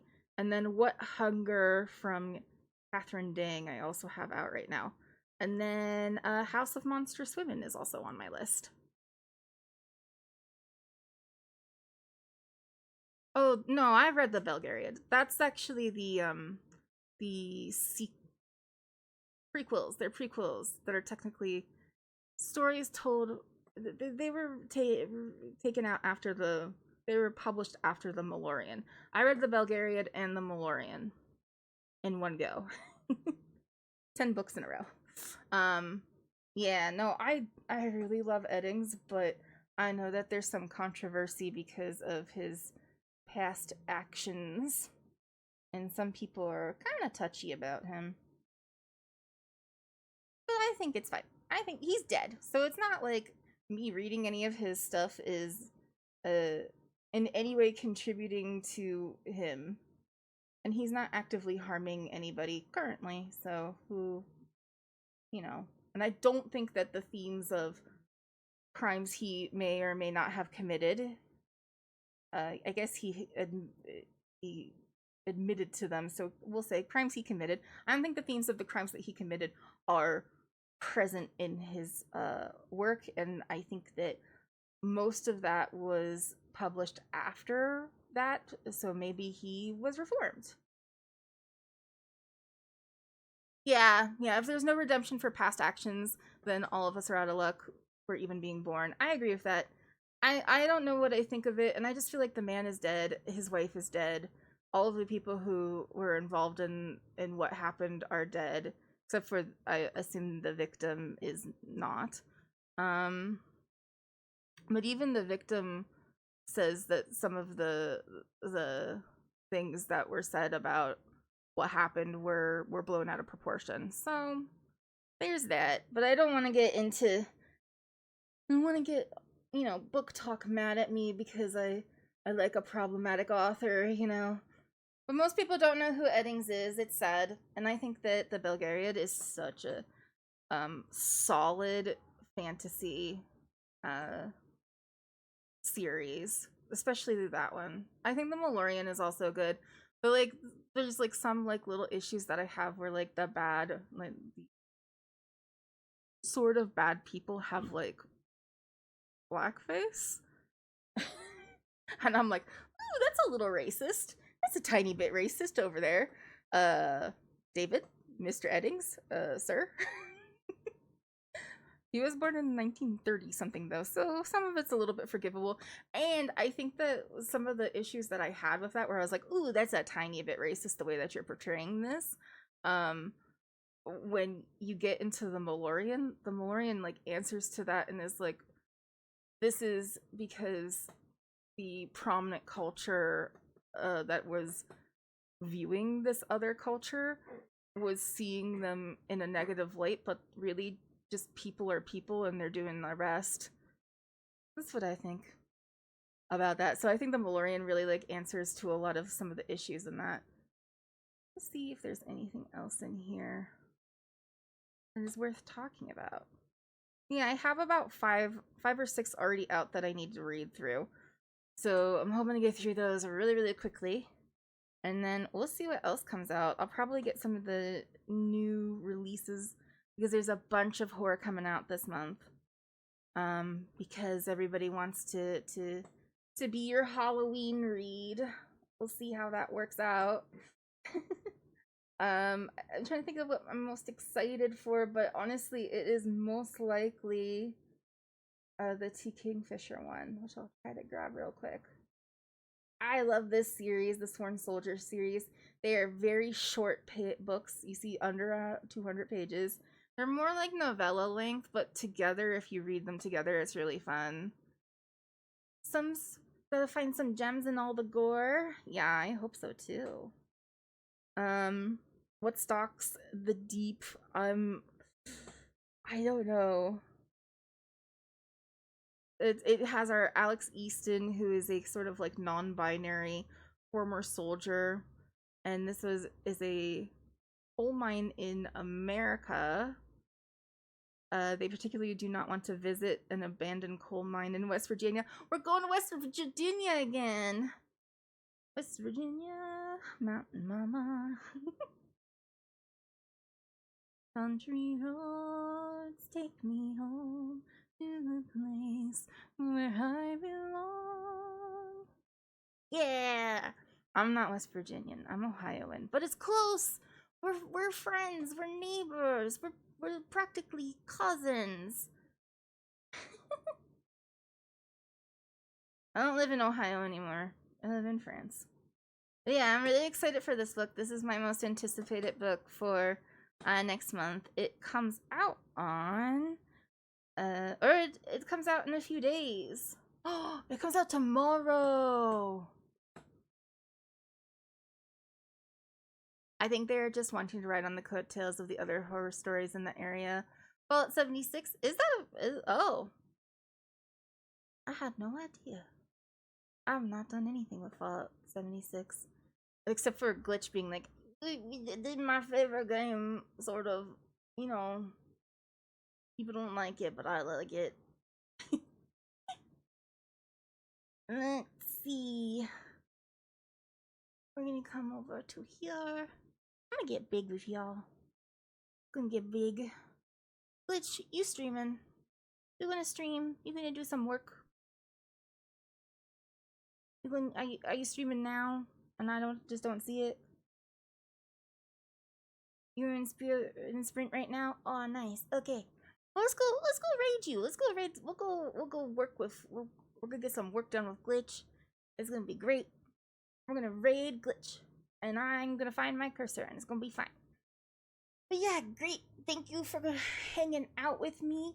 I'm gonna stream again on Thursday. We're gonna do a music stream. I think we're gonna do to be easy on myself.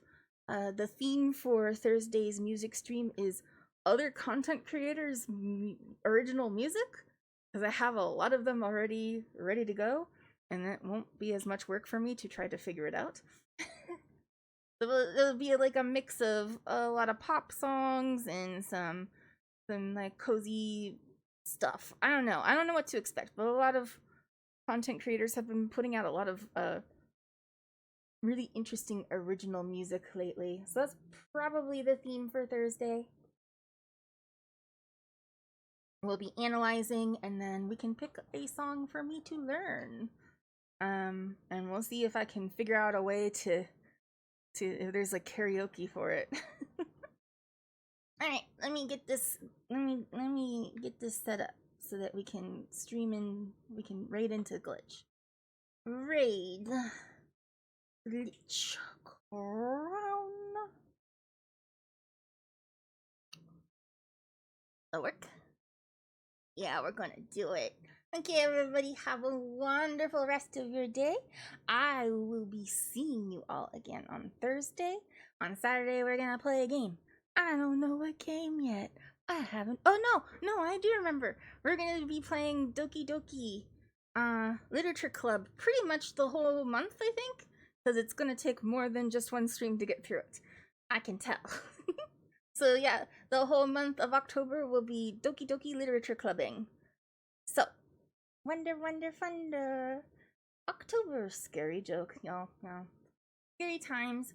Well, anyway, have a wonderful time. It said 8 hours to get everything, because I have the plus version. It said 8 hours, and I know how I stream, and I yap during it. So we're probably going to do that all month. We're going to play it all month. It's going to be fun. Oh, regular is 3. Yeah, no, it's like 8 hours. I checked it. Okay, anyway. I will see you all later. Have a wonderful rest of your day. Have a wonderful evening if you're over in my time zone.